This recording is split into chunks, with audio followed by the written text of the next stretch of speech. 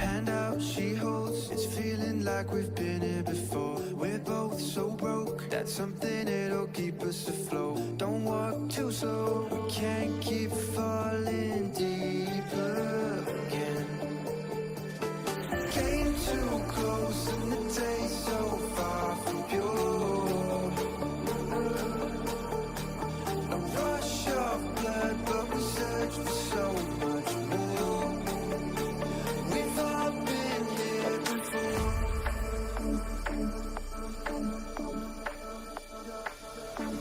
We've all been here before.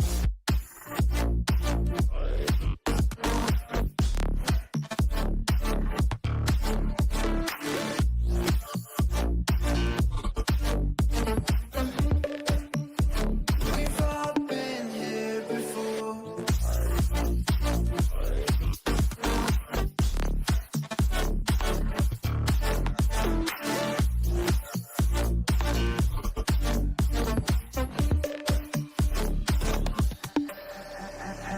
Hand out she holds, it's feeling like we've been here before. We're both so broke, that's something that'll keep us afloat. Don't walk too slow, we can't keep falling deeper again. Came too close and the taste so far from pure. A rush of blood, but we search for so much more. We've all been here before.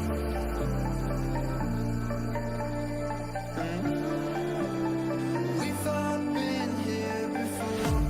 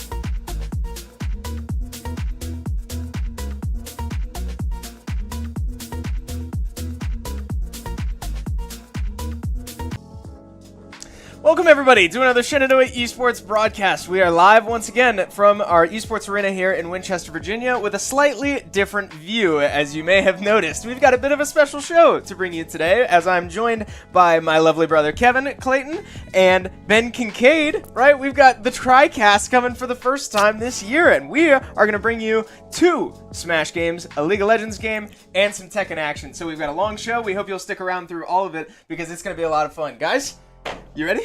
Yeah, I mean, I'm ready to hop into all the action, right? We have 2 Super Smash Bros. Games, like you said, and we have Tekken, so a lot of fighting games coming your way. And then we have a LoL, we get a MOBA, we get League of Legends tossed into the mix to kind of slow down a little bit of that fighting action that we will have. But I'm very excited because this is the first TriCast I think we've had, like you said, all year. I don't think we had one at all last year whatsoever. So, yeah, very excited to jump into it. Yeah, and not only that, I feel like this is one of the only times where we have multiple games going on at the same time and we're trying to cover all of them.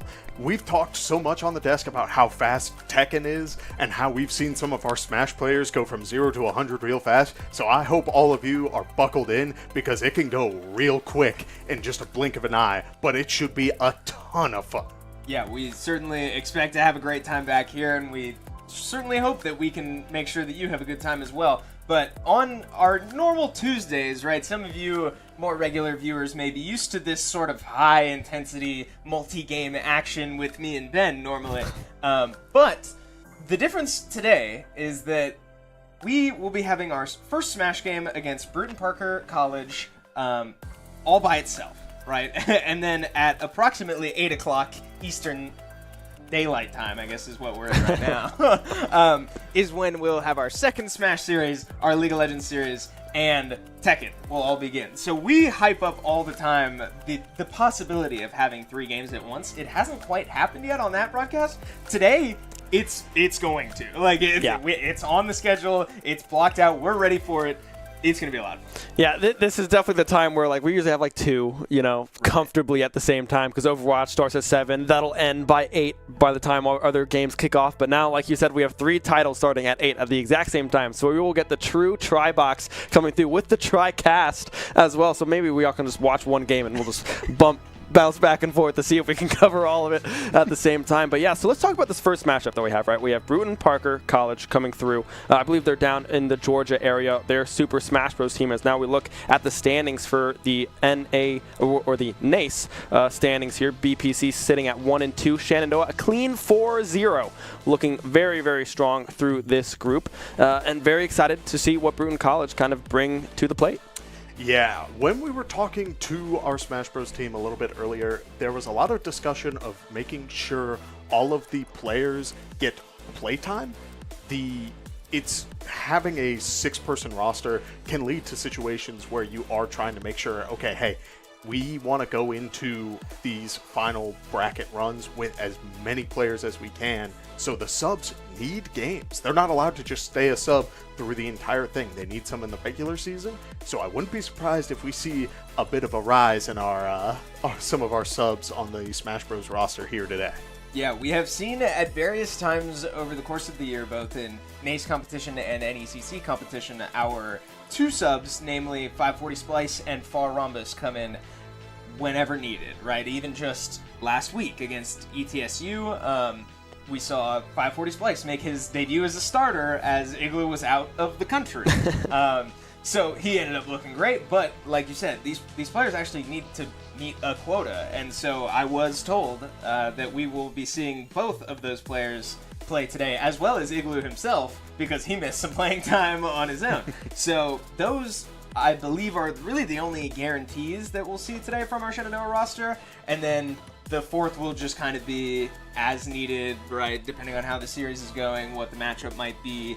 Could be literally anyone else on the roster, whether that's Kip, AJ, or Willie. Yeah, it's going to be kind of a mix-up, right? Because like you said, we do have these subs that need game time to be able to qualify to perform in the playoffs as needed, right? So they will be getting some play time. We are fully expecting to see both of those subs and Igloo, like you said, because he was not in the United States. Right. So he can't really play for the team if he's not really here. So exactly. So he will have a little bit of game time as well, as expected, as the captain of the SU team. But BPC, we're not too too familiar with this squad, right? We've heard rumblings of a Sephiroth, of a Hero, stuff like that. So they have fun characters under their belt. It's just now a matter of how it will match up to the characters that we have. Yeah, the last couple of times we have seen this roster on this broadcast, it has been a whole different ball game than what we have seen the last couple of years. Kip has been a strong showcase almost every single time he starts any of these crew battles and tends to get whatever, like usually his 3 stocks, if not more. We've seen him take 7, we've seen him take entire crews. But that's usually how it goes, is he gets a very strong start, and the rest of the SU crew play characters who are very good at making sure it's 50-50. They get these 3 stocks and they keep that match. But this year, there's been a bit of a curveball in that, because now there are 2 players who have been truly commanding a presence on this team and earning the respect of players of 2 completely different play styles. You need to have answers not only to a Pac-Man now, but also to this Kazuya, who has been just cleaning house. So I am curious to see which one they send in for that last slot for these sorts of crew battles, but it could come into play later on that we do see the main roster depending on how things play out. Yeah, and it's truly up in the air. I think it's safe to say that decision has not been made, and it will be made as we see it go, right? That's the flexibility of this team. You said it. We have so many different play styles and sort of strategies as a cohesive unit that when we're able to slot in different pieces as needed, we cover so much ground, and it's been so much fun to watch. And you know, we had the opportunity to watch just last week a matchup of these 2 teams at the very top of the standings, right? A close series through and through, but ultimately Shenandoah kind of showing out, right? Walking away, namely Willie, walking away a winning man in that series, taking, I believe, 8 stocks total and only losing 1. Well, I guess 2, because he ended up SD, or not even SDing. He ended up suiciding himself for the last stock. So, I mean, an incredible showing from SU, not even at full strength, against the other top team in their bracket. As we take a look at these stats here from Willie last week, right? I mean, that's what we're talking about. One of those stocks he lost was of his own volition. I mean, this was such a commanding and just overall dominant performance that I would expect no less going forward. Yeah, I mean, if Willie sees gameplay today, we're looking pretty good. Right? Willie is a stud of a player. Everyone on this roster has been improving a lot over this semester. Mainly these subs, 540 Splice and Far Rhombus have been playing extremely well. Right, Far Rhombus on this Jigglypuff, making a name for himself, right? We brought him on the team through tryouts. We're very confident in the capability and the ceiling that this player can go to, and he was on the squad that won Game Mason, right? He was able to show up, show out, and play very, very well. And then throughout the semester, right, he's been seeing some gameplay here and there, and has been looking very, very strong. Yeah, I'm hoping to see a little bit more of Splice tonight, just because I feel like we're seeing his game plan develop in real time, seeing what he's becoming more and more comfortable with. He is a very aggressive player from what we have seen on this desk, because he makes sure that he is in the opponent's face at all times, tries not to let off that gas, and while that is fine, I think as those matches progressed, he started to realize, okay, wait a second, these players are doing a really good job of either creating distance or getting me off of them. So now it's that sort of bait and switch. You're playing a really fast character. Can you get your opponent to throw out a move only for you to start landing your knees and your falcon punches and going crazy? Yeah, and we haven't really had a fair shot yet for Splice to go out and really show what he's capable of, right? Last week he was kind of thrust in and, you know, certainly had his opportunity. It looked great when he was able to, but it'll be interesting to see what he's capable of today. And we've talked a lot about this Shenandoah roster, and for those of you who may have kept a keen eye on the standings, you'll notice that Bruton Parker is 1-2. And I believe that's because they went through some hurricane reschedules just by nature of where their school is located. So this is a team that we don't know a ton about. We as the desk, as well as the team out in the arena. And like you said, you know, we have reason to believe that they have a couple players that we'll name as we go. We saw their match against ETSU, and in that series they played a Sonic, Pokemon Trainer, Sephiroth, and a Hero. And that's basically what we've got to go off of, right? There's not been a ton of, I guess, film on this school, if you want to call it that. So it'll be interesting to see how this team is able to adapt and sort of play, go on the fly, right? And sort of adapt to whatever this team is able to put out, because we don't know what to expect. Yeah, we are on a slight delay. We have a little bit of tech issues coming through, so hopefully we'll be able to figure that out soon and hop into game. But BPC, while they're 1-2 in Smash, right, we haven't been able to see a lot of them. They are a very successful esports kind of college as well, right? They showed up at DreamHack Atlanta, right, coming up second in the Rocket League Collegiate Invitational there, and they looked really, really good. So we know there's talent at this school. We know it's for sure there in Rocket League, being a very, very strong team down in DreamHack Atlanta. But now we get to see a little bit of their Smash Bros. Side of things. You mentioned we have 4 characters that we kind of know of, right? Yeah. And that's what we got, right? That's what we're rolling with. So it's going to be interesting to see kind of if we try to read matchups, right? If we want to put up Splice's Captain Falcon into something like this Pokemon Trainer or something like that as we go into the camera. It looks like Far Rhombus is sitting in the hot seat right now. Maybe he will be starting off the night for us, but nothing is certain just yet as we do wait to jump into the game. Yeah, I am getting a little excited from not only what you're telling me about their skill in the other games. I hope that transfers over, because the characters that they play, the Sephiroth, the Hero, the Pokemon Trainer, they're considered to be very just solid characters. They're not like, oh, there's insert broken mechanic here that deserves respect, needs all the respect in the world, you're playing against your opponent's game plan, and all of that. Instead, they've got all the tools that they need to do well, which, if that carries over between what we see from their other performances in other esports, this could be incredibly exciting, because we should see a full utilization of what these players have in their kit. From Sephiroth's extra jumps when he gets that wing to all 3 Pokemon. I know people who will stick to Ivysaur and then swap to Charizard if they're in trouble and go for an up smash, and that's it. Yeah. So if we can see all 3, get my boy Squirtle in there to have a good time, then hey, I am all for it. Yeah, it's going to be a lot of fun to learn and adapt as viewers. Like we were talking about the team having to sort of settle in and figure out what they're up against, but it's going to be just as much fun for us sitting here and analyzing like what we're watching, right? We don't know what we're going to get. We might get the most difficult opponent that we've seen so far in this bracket, because like we said, Bruton Parker hasn't had the opportunity to really showcase who they are and what they're capable of as a team. So it'll be a lot of fun to get in here soon, as I expect we will soon.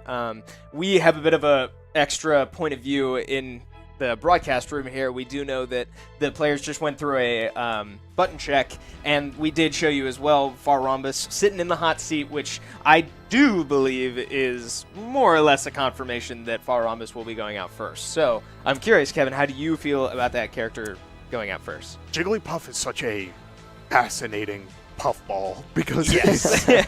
You're dealing with a character who is so incredibly light, but I think they have a very similar strength that Pac-Man has, in that some people just really don't know how to deal with this character jumping around right outside of their burst range. So hopefully, as we get into game, I'm looking forward to seeing if Far Rhombus is going to be playing a little bit more of that air game, trying to dance around, or if they're really going to try to go on the gas and get damage roll.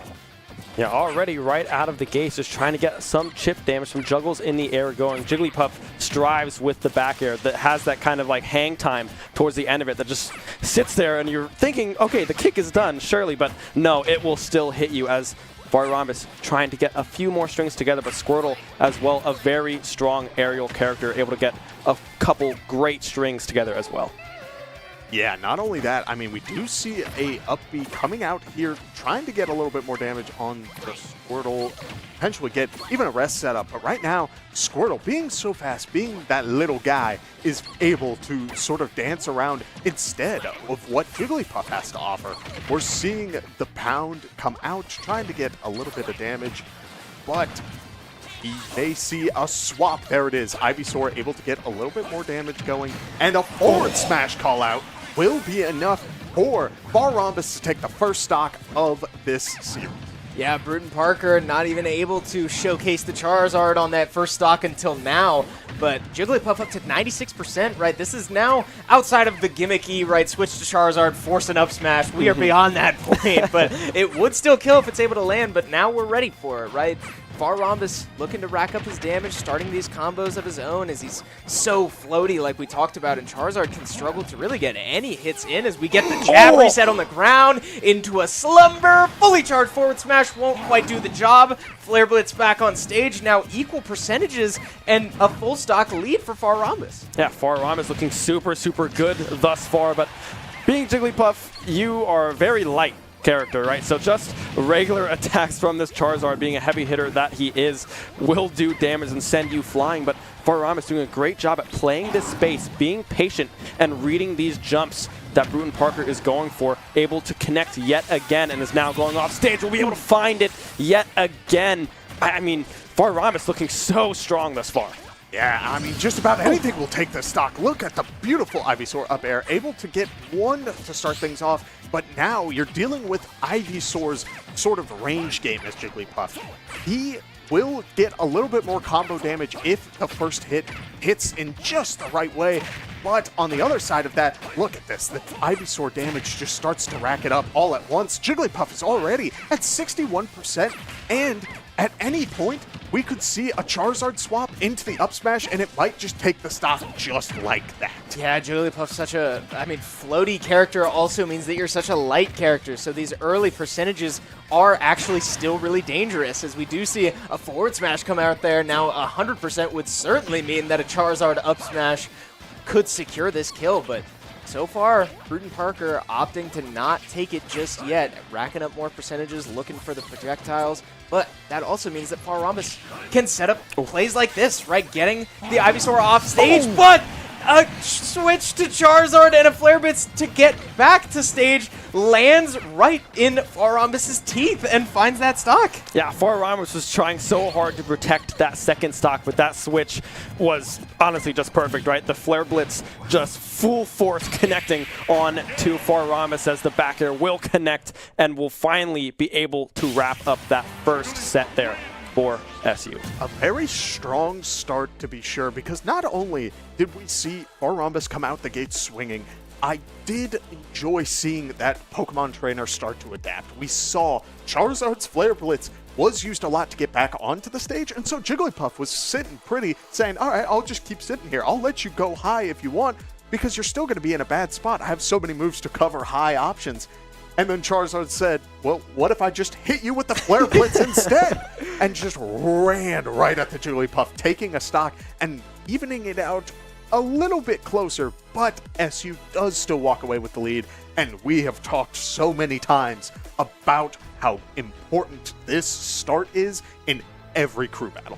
Yeah, because all of a sudden, whatever percentage Jigglypuff finished that match at is gone, right? This is now an equal opportunity for Rhombus to go in and do exactly what we just saw and take early stocks, because those early stocks now mean the world. That type of extra credit in this crew battle setting is what wins you games. So we do have advantage at SU and a big one at that, although just one stock.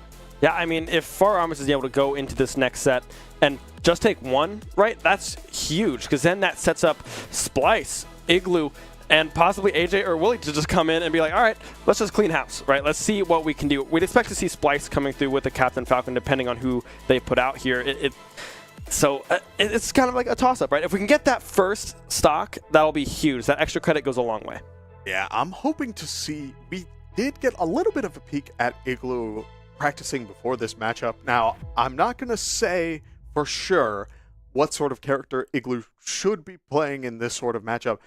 We'd usually see him on the Yoshi, but I did see his warm up on his secondary Samus, so I don't know. I know he's been trying to practice that for these online situations, which means that we could see, depending on who they send in next, whether or not we get an extra stock or not, if it's a good matchup for either Yoshi or Samus, two characters who tend to have very different utility, means that we could have a whole new aspect to what Igloo brings to the table. Yeah, it's interesting you bring that up because, yeah, Igloo notoriously has at least always told me, sort of in our pregame, like, info sessions, if the Samus is coming out, something's going wrong.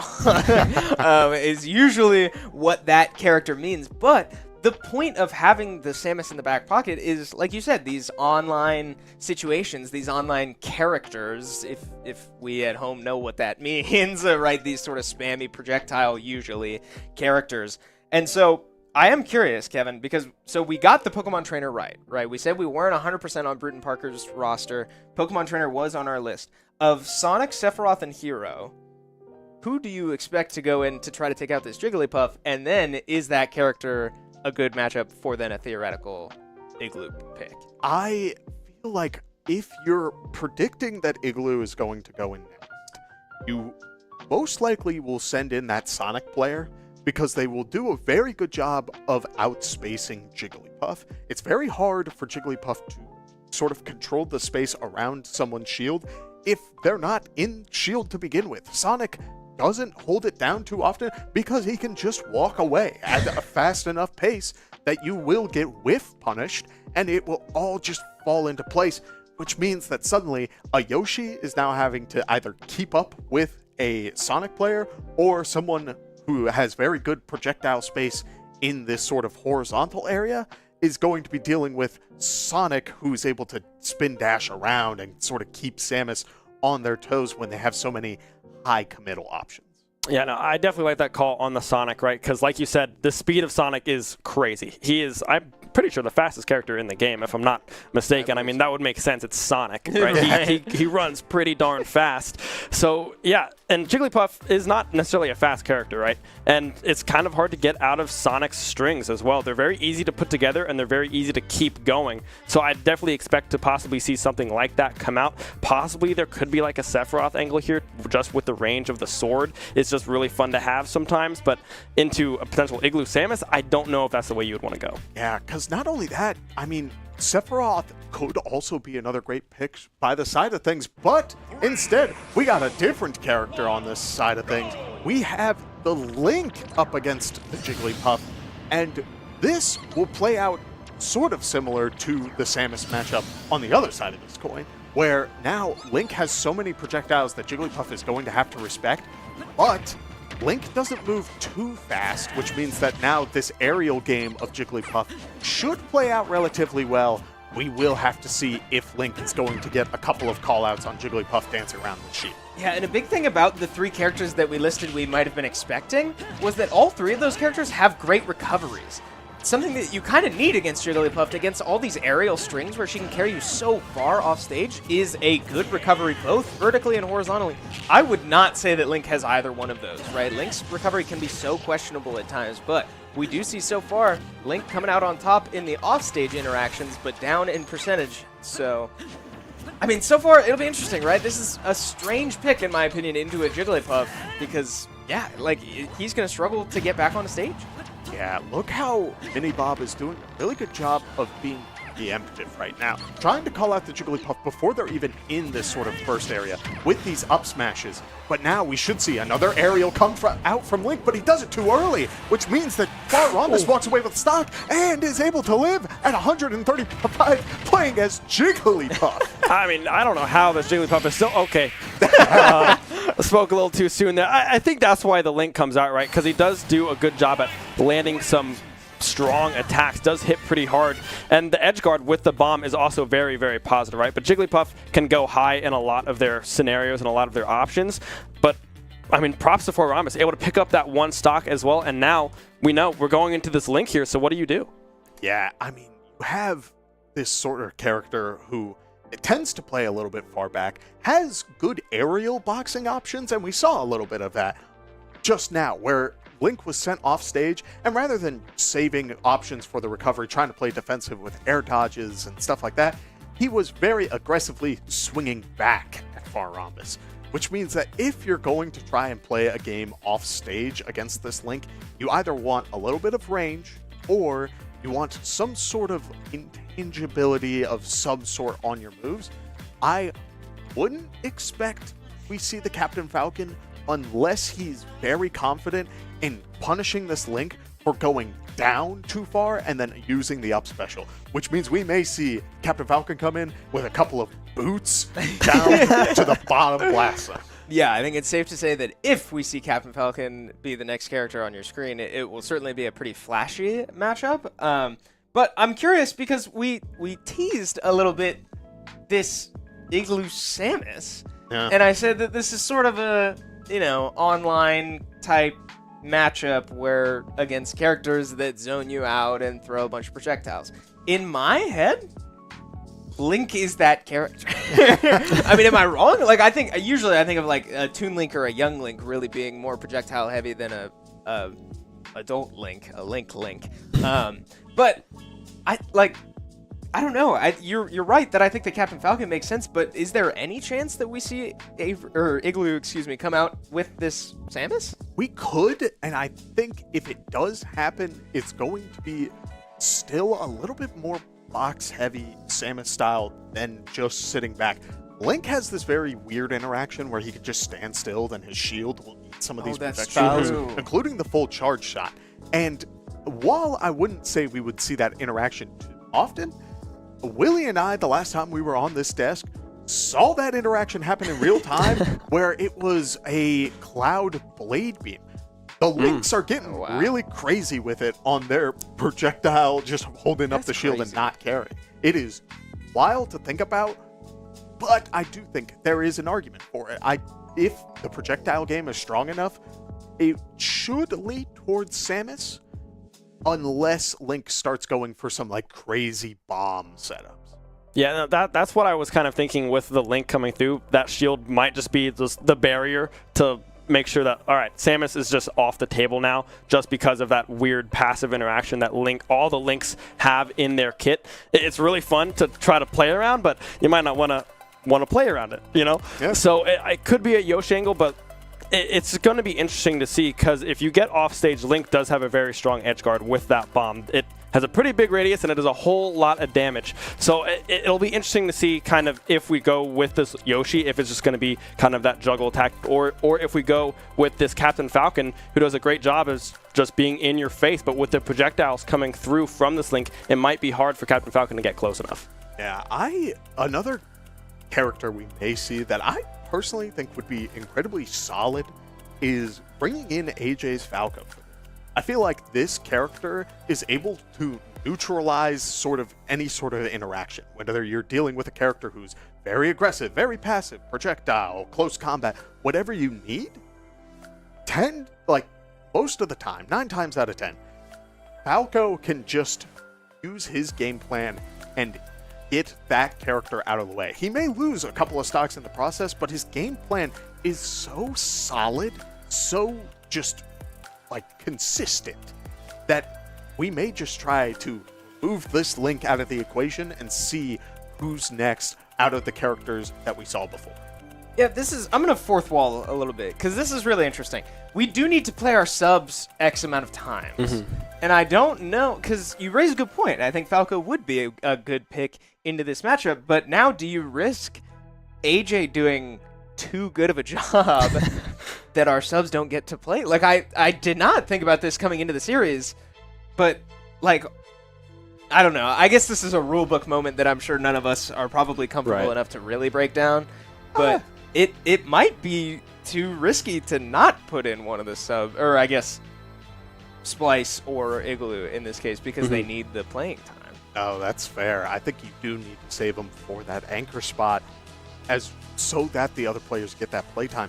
If that's the case, I think the go-to call is sending in Splice first, because Igloo has been just so consistently active on the Shenandoah Crew battle roster. He will, at the very least, take the stocks that he needs to even things out, but he is known to run away with it sometimes.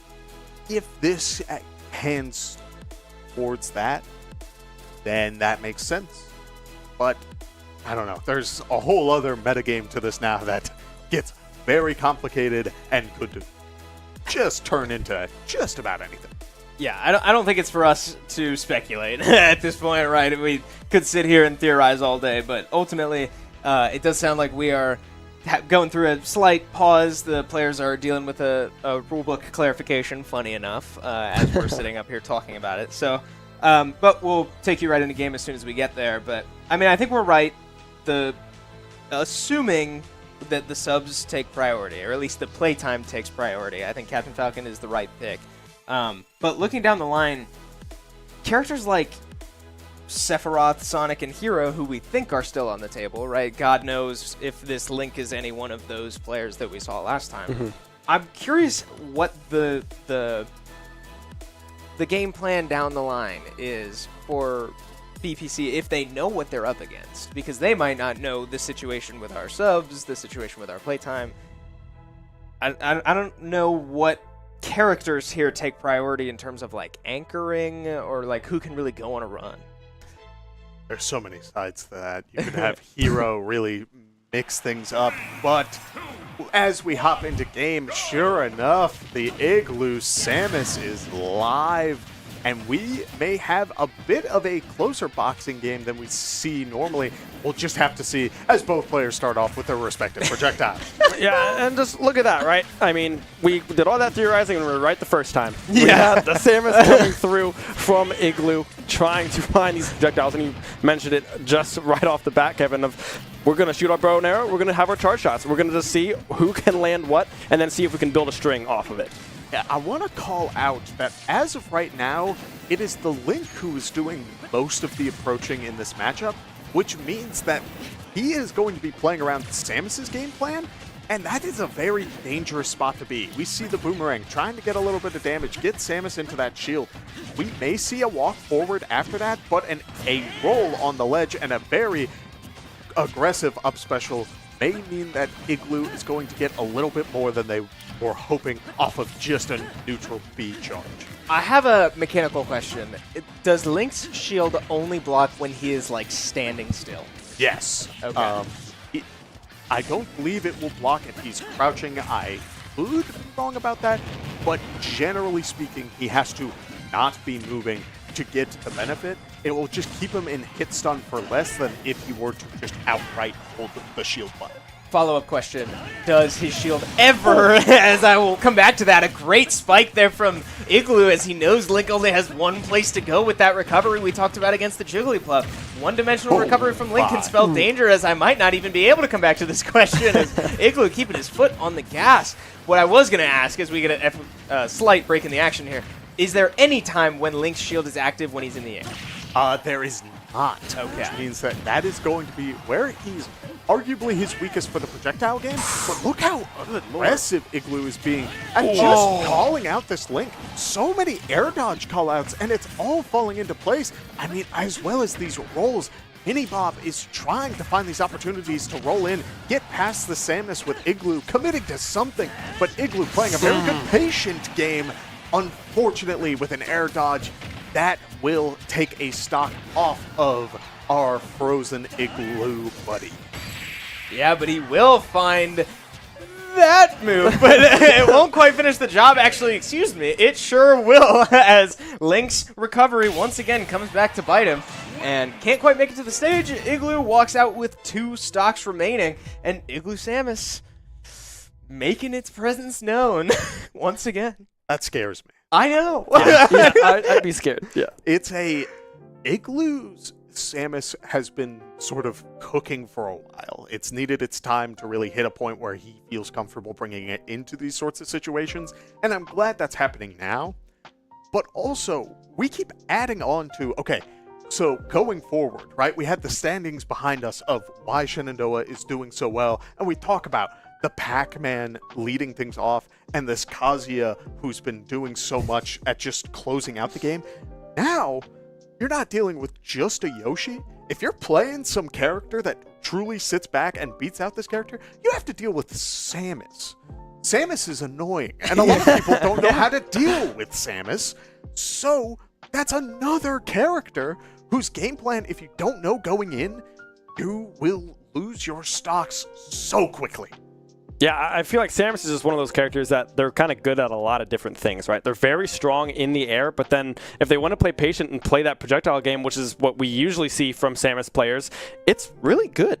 And we saw it on full display there. Link trying to get some strings put together, but Samus just being as fast and as agile as they are, just able to get out of them, able to put together something of their own with a charge shot landing every now and then. Well, a lot now and then, right? Yeah. A lot of good shots and good timings coming through from Igloo there. It's going to be interesting to see what they put in here, right? Because now we still have possibly the Sonic, possibly the Sephiroth, and possibly the Hero, right? We don't know which one of those players could have been this Link or if the Link was someone else, right? We do not know that information, so it'll be very interesting to see what comes out here against Igloo Samus. Yeah, and you said it. It's scary that SU's roster now has a viable, keyword viable, Samus in this lineup, because like as a Smash player I hate that. All right, nobody likes to play against Samus, but from a competitive perspective and in the style that is crew battles, it's so nice to be able to have that option, and especially in a roster of characters like Kazuya and Pac-Man and Falco. Samus really does fill a need in that layout, but we see that sure enough the Sonic is option number 3 for Bruton Parker College as they look to claw their way back into this series. Yeah, and not only that, I mean, Samus in this sort of matchup definitely has a rough time. Not only are you dealing with a character who's doing a great job of dashing around your projectiles, but look at the stage. It's so much smaller. Samus's best spot is going to be with that center stage control where Sonic can't jump over easily because they have that protection of the top platform. So now it's going to be on Igloo. You will see after these ledge guard situations going back for that center stage control. Yeah. I mean, Currently controlling the ledge here as we see Igloo just trying to get those mines right off stage, but missed a couple of those, but was able to get plenty of percentage there off of the ledge as Sonic just desperately trying to find his way on stage and try to find that zone control that we're so used to Sonic having, right? Both of these players command so much space, but in different ways. Sonic in his speed, Samus with her projectiles. I mean, this is interesting because so far the projectiles are coming out on top. yeah, and this Igloo has been doing a great job at reading the movement of this Sonic as well. We saw that just a little bit earlier, that roll into the grab right on that ledge, doing a great job at being able to predict these movements as now the slide attack coming through to finish off that stock as well. I mean, Igloo was in a little bit of a precarious position there to start, but now the strings are coming through and Sonic just can't get away from Igloo. I'm seeing a very aggressive Samus right now, going for the down air and is able to take another stock off of this Sonic. And I think that's kind of what you need. You can play this patient game to start things off. Sonic will say, all right, yeah, I'll sit back, I'll take my time and all this. And just when you think you can have a little bit of breathing room, suddenly an arm cannon is shoving you down to the bottom blast zone. It is crazy just how much value this Samus Igloo has is truly immaculate. And it's truly the mark of a high-level player, right? Being able to switch up your playstyle on demand, right? A great little stall there from Igloo to hold on to his maxed-out charge shot. Almost finds it, but it will connect with the Sonic Shield. I mean, seeing these playstyle changes that we talked about it last week in the ETSU matchup as he is able to find a back air and put Sonic away without losing a stock. Look at that man on your screen. Locked in, ice cold. Igloo taking care of business. I cannot believe that's how that played out. Because you always, everyone and their mother knows that Samus just sits away and just throws whatever they can. Especially in an online setting. Yeah. Because now, I mean, the entire match was starting off that way. Okay, yeah, he's sitting under the platform going for his projectiles. And then Sonic was the one who started needing to, or felt pressured to start playing preemptive, start going for these options early. Igloo took full advantage. You saw that charge shot fake out on the ledge. That is pure fear. That's terrifying.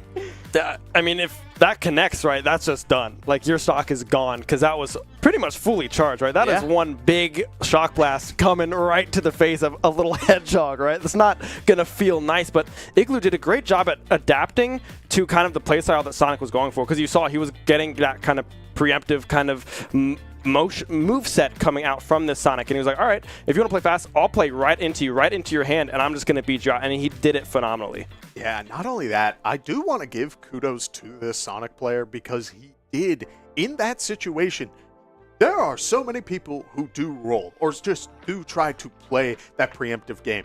I think his callouts for trying to be a little bit ahead of what Igloo was planning were the right times to make those callouts. It just didn't fall into his hands. And then we saw the patient game winning in that sort of situation there. It is truly a back and forth. You're allowed to make callouts in fighting games. That's a very real aspect of this. That's how you win games. But if it doesn't fall into your hands, you can get very worried, you can get very flustered, and just start going for them one after another. So kudos to that player for understanding I can take my time a little bit and turn this battle on its head.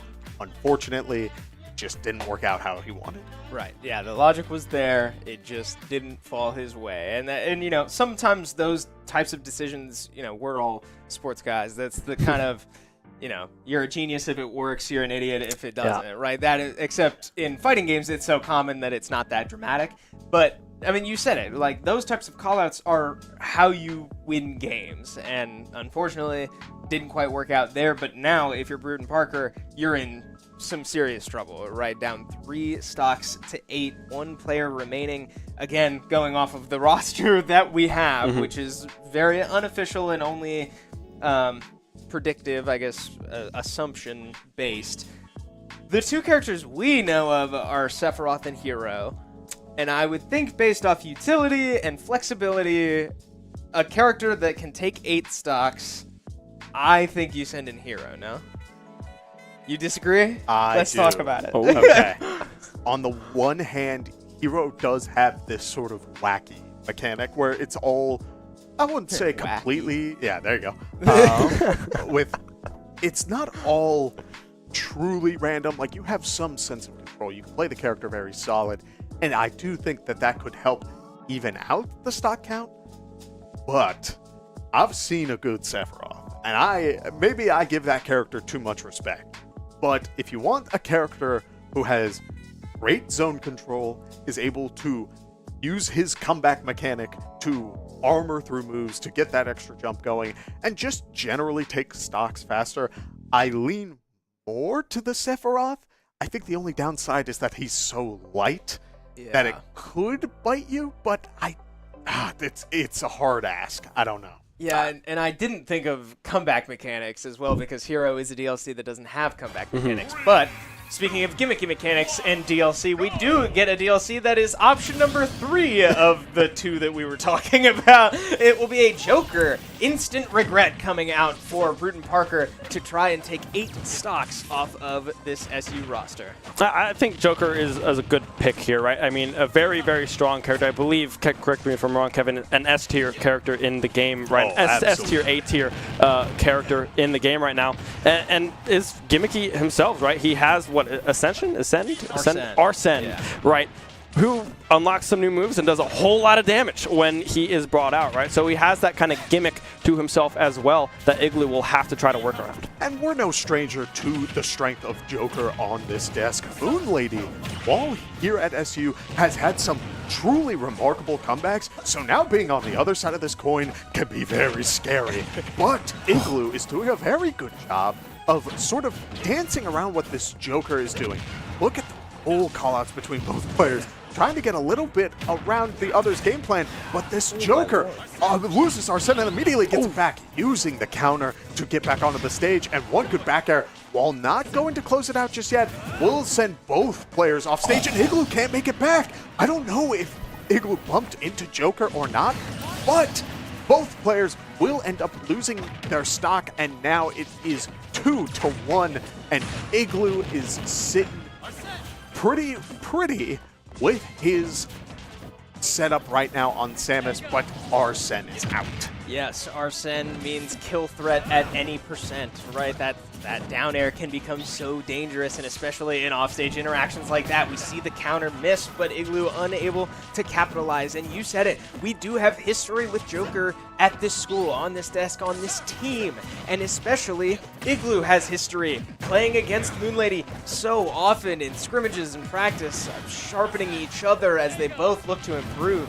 But I'm sure most of those matchups were played on Yoshi, right? It's hard to say how much this Samus got playtime against the Moonlady Joker, but nonetheless, right, 121%, Instant Regret finds himself, but still, with Arsene out, getting work done, but unfortunately not enough work done, as now down to 1 stock and still 7 stocks ahead of him. This is a tall hill to climb. I want to acknowledge right now, this Joker player has been doing a lot of the Rebels Guard and a lot of the counter, and I'm worried at the very end of this, even if Igloo is at a high percent, it could cause some problems because they might go for a sort of down B call out where Igloo is just waiting, and these down airs can be so dangerous. One after another into the back air. Is Joker going to survive? Yes, goes for the Aegon and won't connect it, but now Arsene is gone. Joker's at 121, and that means if we're getting another use, it's going to be out of this down B. Otherwise, a move may take it out. Oh, he's holding down that move for so long. It's so worrying because you are in such a dangerous spot. A very good down smash will send Samus off stage, but I don't know, just about anything will take it out.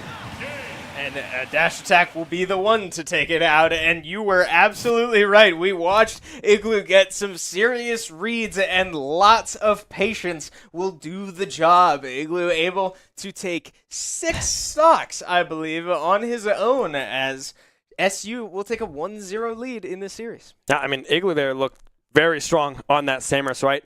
Playing very patient in that last and playing that edge very, very cleanly, very safe. Wasn't trying to do too much with it, knowing the capabilities of their character, not going too far, pulling it back when they had to, and then really just playing the space very, very well and having beautiful reads against that Joker. Yeah, slight correction, 8 stocks is the final tally for Igloo, so certainly doing more than his fair share on this squad as we take a look at those stocks. I mean, again, this is the exact same statistical performance that we were highlighting so much from Willie just last week, right? 8 stocks taken, 2 stocks lost.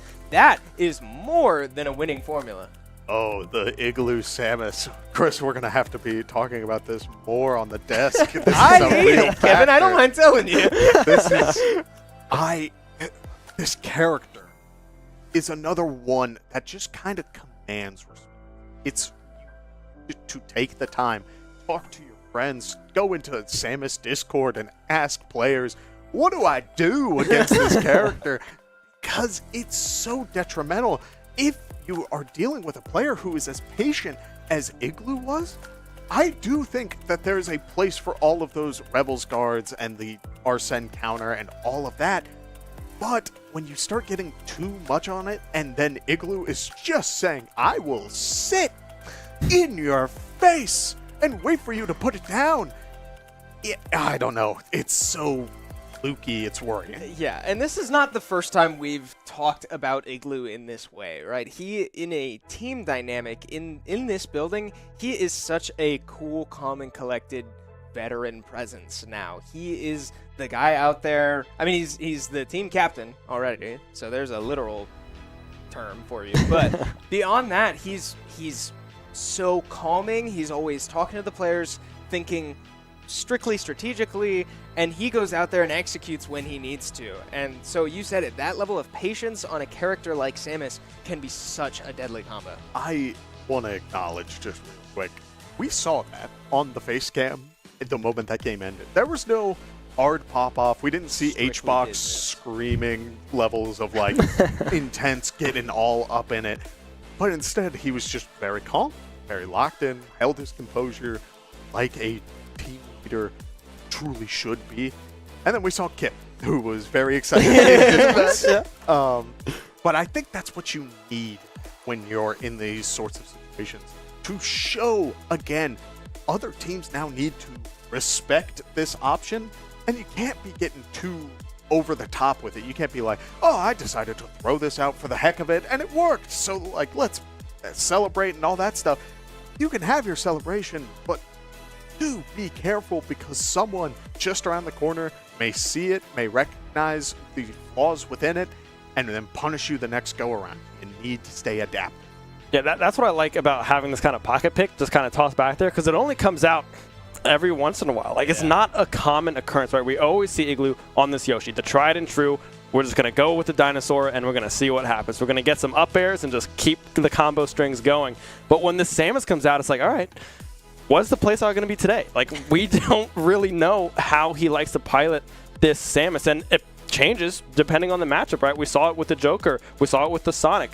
All these kind of switches coming through of like, all right, we're going to play aggressive, we're going to play passive, we're going to play a little bit in between. We're going to go with this projectile game. We're going to go with this edge guard game. There's a lot of avenues that Igloo takes this character, and it's really, really scary. Yes, so much fun to watch. And as we now see Shenandoah with a 1-0 lead in this series, let's start looking to the future, right? We saw 4 players come out from this Bruton Parker roster. Something needs to change, right? 7 stocks remaining is not some, oh, we almost had them, like, we can send out our 4 guys again and we'll, like, now we got them, right? Something needs to change. What do you anticipate is the answer, given what we know? Okay, with this, generally, the winning team does not change their game plan. Shenandoah, I would not be surprised if they do send in our Rhombus's Jigglypuff first. And so with that, we saw the Pokemon trainer did do a pretty solid job of sort of dealing with the Jigglypuff, but it wasn't just enough. If you have another player who's confident in that, you could send in the Sonic first to try and get Jigglypuff into that uncomfortable situation where they're playing the preemptive game, or they're throwing out moves and Sonic is the one with punishing.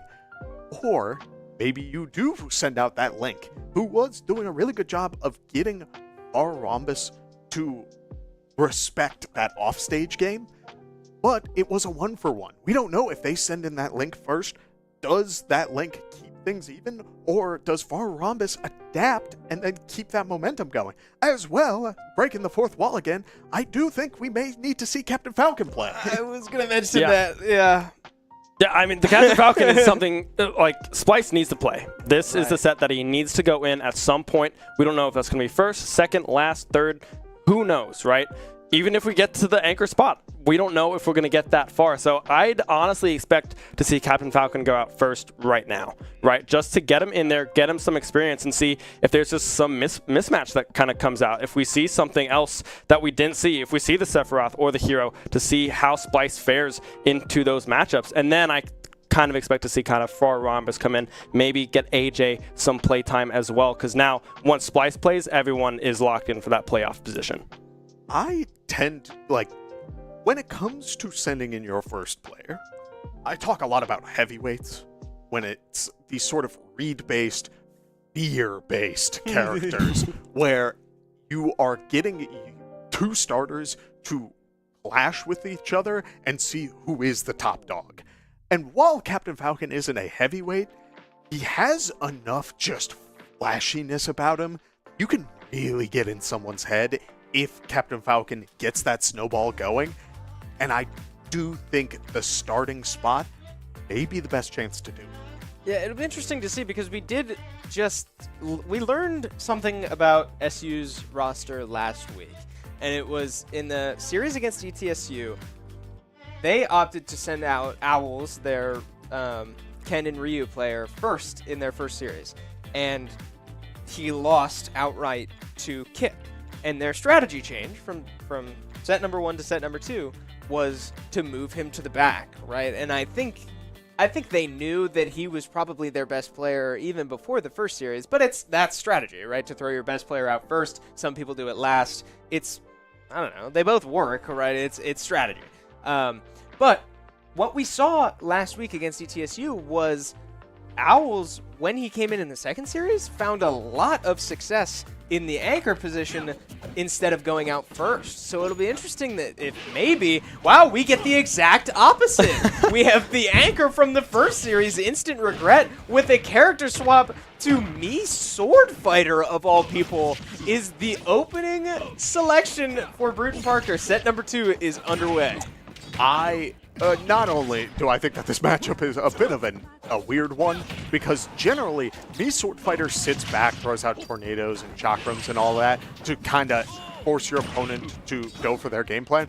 But on the other side of that coin, this me Sword Fighter has been going for a lot of counters. 2 counters back to back means that AJ calls out the next one and immediately gets a stock while only taking 66 in return. Yeah, so what's the play here, right? What does this me Sword Fighter really mean going into the second set, right? Because this is not something any of us expected, right? Instant Regret pivoting off of this Joker into this me Sword Fighter, and then AJ as well from SU coming in instead of Splice, right? Maybe it was just, all right, let's give him some playtime, see if we can clean up a few extra stocks, and then put Splice in here. But AJ is not a player to take lightly whatsoever. Full capability in this Falco to really do a lot of damage. Yeah, I'm getting very worried at the moment of this Sword Fighter, who has been just generally hitting a lot of moves off of what I will call cooldown. It's a good strategy. It can pay off, but I've seen so far, so many of Shenandoah's players are so good at playing that patient game. You need to be sure that these moves are going to connect, and while that down smash does connect there, I'm worried that these tornadoes and chakrams are not going to be enough because this me Sword Fighter is going for so many moves too preemptive. Yeah, and this is where we need to mention the online factor of this series, right? And these are played from a distance, as we do see Instant Regret finding himself recovering back to stage right into AJ's hands. But with an online series like this, these types of projectiles and slow gameplay, he is able to make it back there.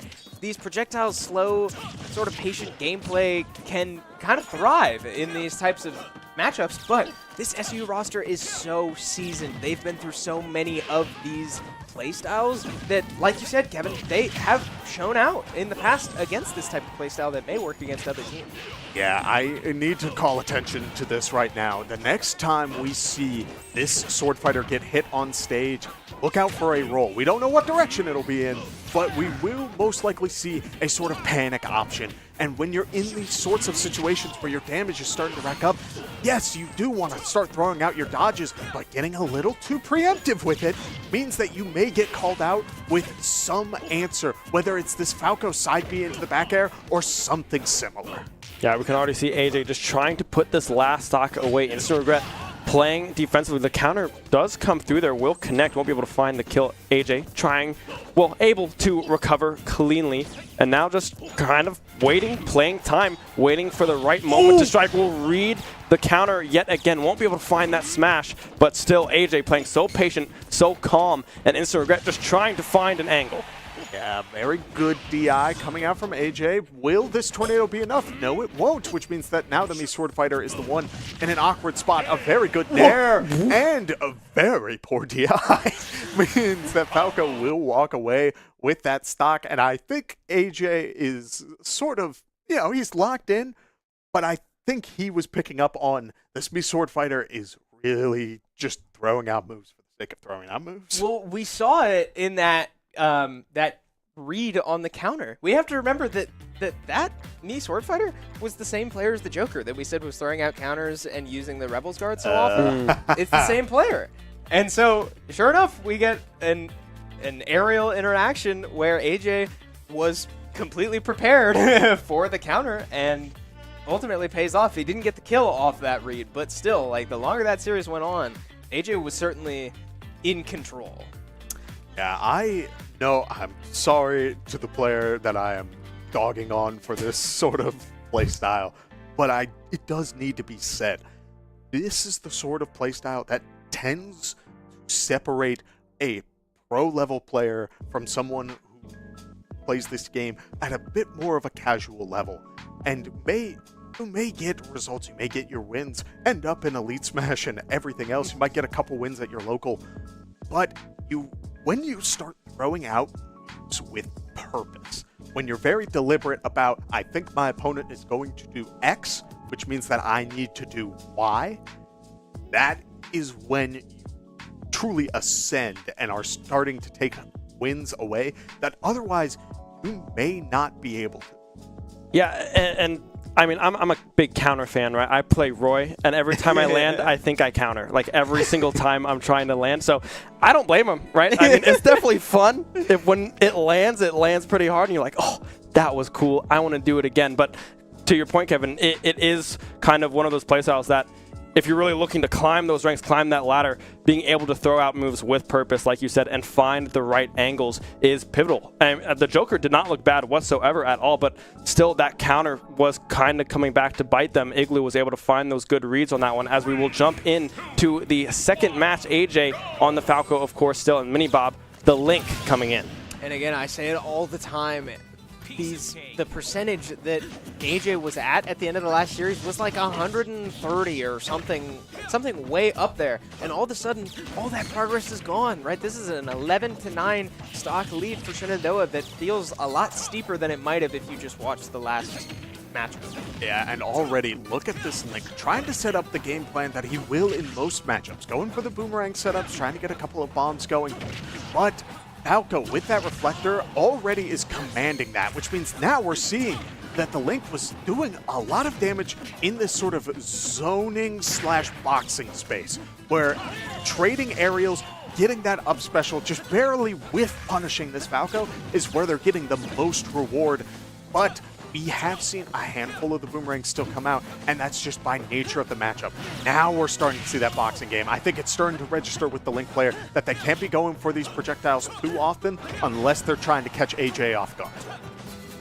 Yeah, we now see AJ just looking to keep his advantage strong, right? He's already done more than enough to get his job done. But sure enough, yeah, finding one more stock there as that will be his fourth. And up to 100%, but even stocks in this matchup at least mean that Mini Bob just struggling to catch up here as BPC just looks to find their way back into the series. Yeah, AJ doing a great job at building up some of that percentage yet again. A nice juggle coming through, the pogo stick coming out as well from Link, trying to find these angles to find this kill on this second stock, but AJ is doing such a good job at avoiding it, question mark there, the pogo stick landing in full, but won't be able to find that kill just yet. AJ still playing very patient, very good spacing as well, not trying to give up too much to this Link.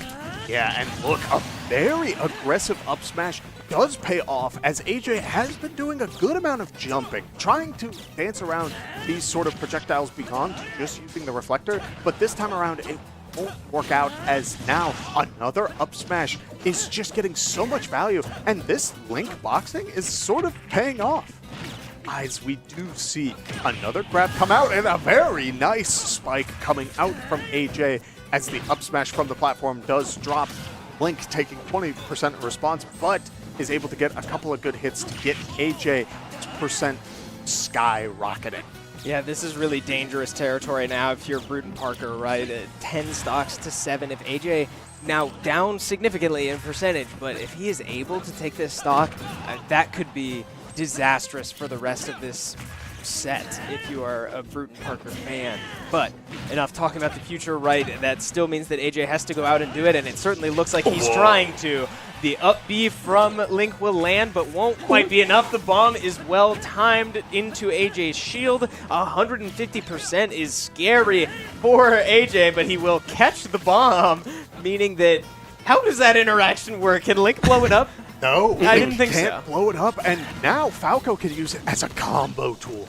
And this Link is now struggling for his options. Look at this. This is incredible. I mean, yeah, I don't really know what you do in this situation as Link, right? He's holding this bomb forever. Like you said, a combo option from this Falco as well. And Mini Bob is just struggling to try to find the approach. Will finally, the pogo will land. Link able to find the angle. AJ almost able to find that stock, but Bruton Parker doing a great job staying alive. Yeah, I do think AJ took a step back to breathe, not only because he was able to get the bomb and was truly getting hit by those handful of projectiles saying, I don't think you know how to get close to me in this sort of situation, and starts hitting the laser. You know, if it ain't broke, don't fix it. But I also do wonder a little bit. I don't think it was entirely intentional. The Link did pull out a bomb shortly after, but there was a mini teabag in the middle of that match. Ooh. And so I'm wondering if AJ saw that and said, whoa, whoa, whoa, whoa. Leans forward, doesn't approach, gets his little bit of chip percent. And I think we saw a little bit more of that where he starts going for that final finisher with the up tilt, just gets hit out by the Link down air. And so I think the idea was there. I think he wanted to make a statement, but it didn't pay out that way. Yeah, certainly something to keep an eye out for then, I guess. But not for us to speculate, right? We did see in that player cam shot that it looks like we will be getting some Splice action on stream here. Sitting in the hot seat will be our Captain Falcon player, who now needs to take, well, I shouldn't say needs to take, but needs to take one stock off this Link to put them away. But Shenandoah still with a, I believe, what, 9-7 lead will mean that he's in a pretty good spot to go in there, take this Link out, which is the matchup we said might look pretty flashy last time we were anticipating this. Yeah, when it comes to this sort of matchup, not only did we call out those aerials trying to go Link, throwing out an aerial, going low, and then up specialing back up to the ledge, I also want to address that now Falco was using that reflector to negate that sort of projectile game plan. Captain Falcon doesn't have that, so you want a stage that is close quarters and you can get into this Link's face and get him off the side blast zones. Battlefield is a pretty good choice because now you are able to dance around on these platforms, but we will have to see who utilizes that game plan better. Yes. We can already, excuse me. We already see the Captain Falcon trying to put together a few strings. We'll be able to find a couple of them, both sitting around 40% here. But yeah, I mean, I like Splice coming through. Obviously, he has to get some playtime in here somewhere, but thus far, he's looking pretty good, able to get these aerials to juggle, and now he gets to play off screen, but almost was able to find the spike 2 boots, just barely missing for Splice. I was so ready for that to KO. You have no idea.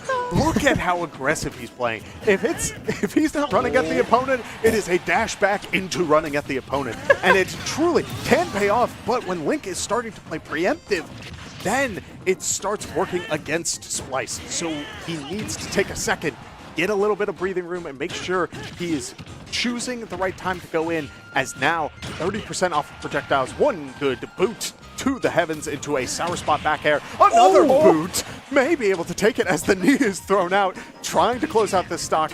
Whether it's through a Falcon kick, an up special, or the up smash, Captain Falcon has so many moves to take him out. It's craziness. Yeah, that was insane to see the down air just go right through the up special there as Captain Falcon recovers high, a little scary, but able to get back to the ledge and find his way back on stage. 163% is the number to watch if you are this Link player, right? That scary value that Falcon kick won't quite finish the job, but a forward air sure will, or a neutral air, excuse me, will finish the job. Unfortunately, not a down air, not the knee that we were hoping we might see, but Splice goes in, takes care of business, and now we will see Bruton Parker look to respond with their player number 3.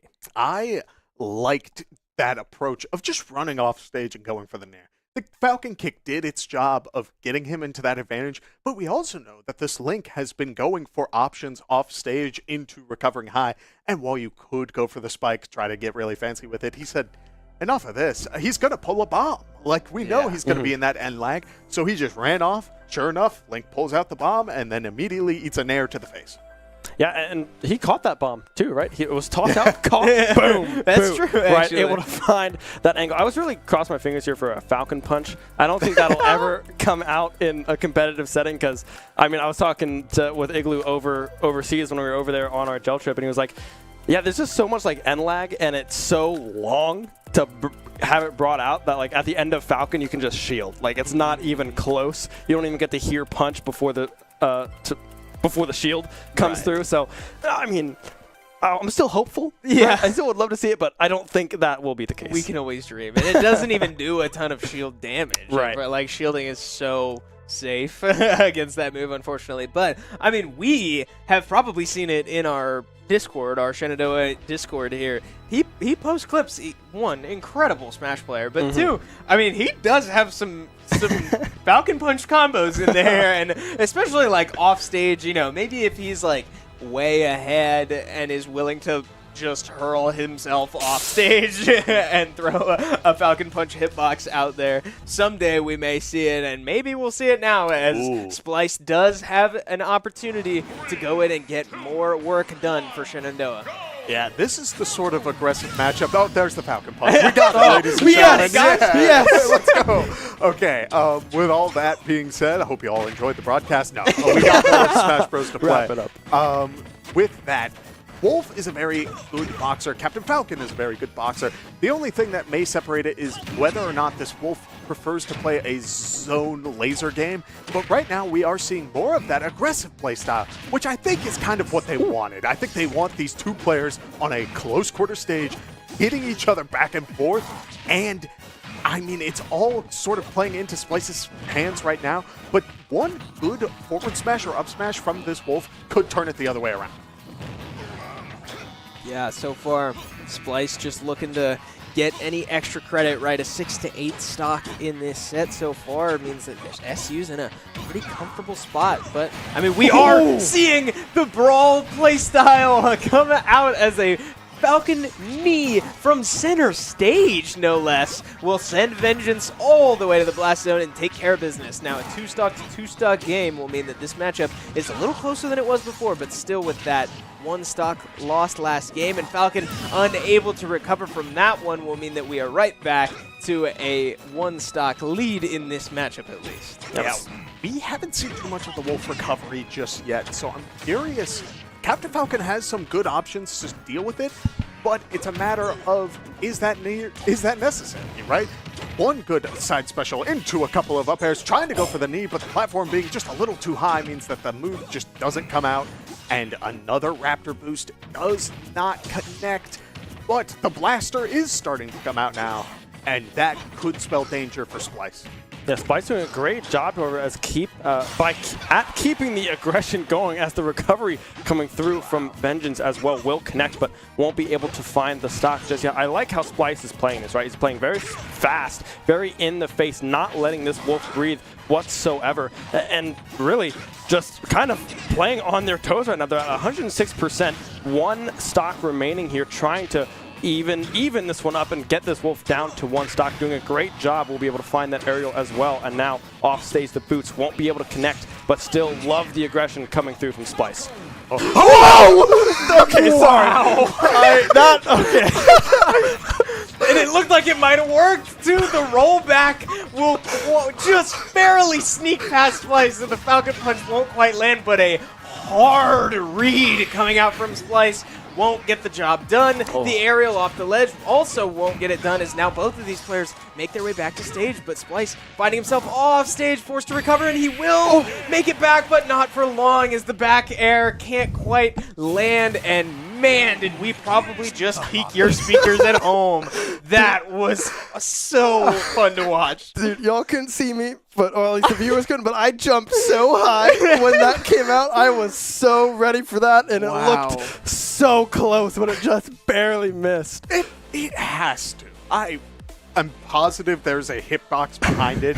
I was positive the moment that Wolf rolled that was it. He had it. I would not have reacted that way if I didn't truly think it was going to land. Like, it looked so good all the way up until it missed, and wow. I mean, I guess we called it. we ask and you shall receive. Splice is a man of the people, I guess, but man, we got to get this guy on stream more often. Wow. Okay, so nonetheless, right, Splice going in and getting the job done. It will be 7 stocks remaining for SU, but still, or no, excuse me, 6 stocks remaining as Splice is knocked out.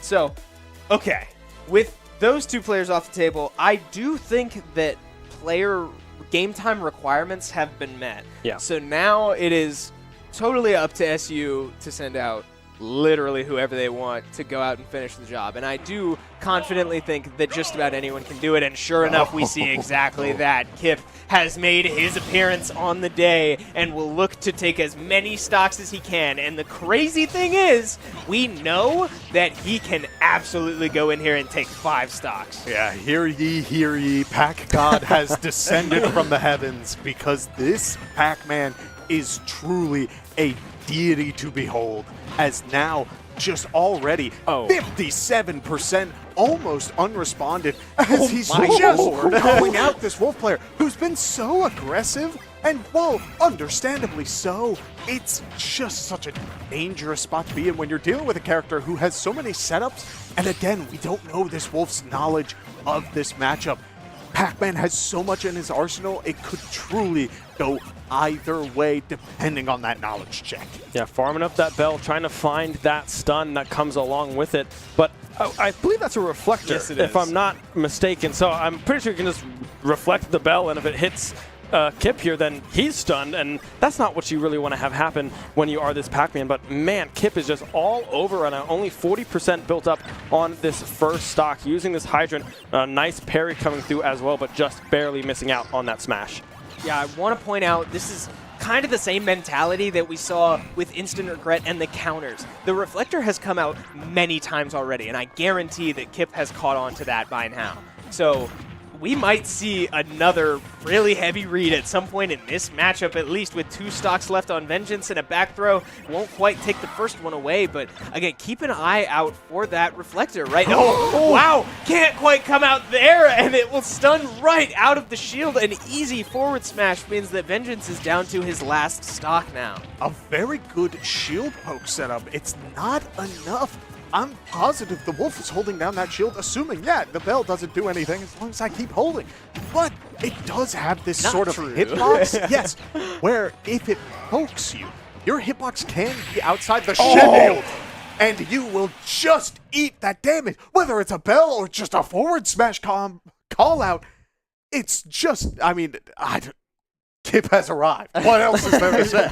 Yeah, look at that man on your screen. I mean, we said it. He is more than capable. Capable is not even a fair enough word to describe what Kip can do in this series, because, yeah, taking 2 stocks there and in full control the entire time, right? They're looking very comfortable, having not played yet today, at least in competition, in regulation. I mean, wow, yeah, this is why this character and this player go out first for Shenandoah, is for moments like that. That shield interaction that people just don't have the time to go out and interact with, that ends up biting them when they need it the most. And it's incredible to watch every time we have the pleasure of doing it. Yeah, I mean, Kip on this Pac-Man is just a joy, right? Yeah. He is so good, so confident, and he's so smart with this character as well, playing patient, like you said, reading the deflect or the reflect. Reflect. That's the one. Coming out from Wolf as well, being able to be like, all right, he's doing this a lot. Let's just hold on to it for a little bit. Let's play more up close and personal, using this Hydrant, using these side smashes, and putting together some strings. And then just great reads coming through as well from Kip with that side smash to find that second stock, or I believe the first stock. The second stock of that character, because he lost one. There we go. Yeah. That's what I was getting at. But yeah, I mean, Kip was just playing very, very calm, cool, collected, and having some fun. Yeah, and not only that, at this point, right, we talked about the player requirement and all of that, and that's all fine and good. But now the gates have opened up of both the heavens and the underworld, because there are 2 characters now that are truly about to meet in the middle and say, all right, who gets first dibs? Yeah. And so Kip is sent out first, and while I am sure there may be a player on this roster who truly has like a maximum understanding of how to deal with Pac-Man, and that's fine. Then you have to deal with the Scary Demon Man. The Scary Demon Man is in reserve. Yes. So with all of that being said, it's could go either way, but at the very least, we get a little bit more exciting action. Another Captain Falcon is on the desk, and thankfully, I am all for it.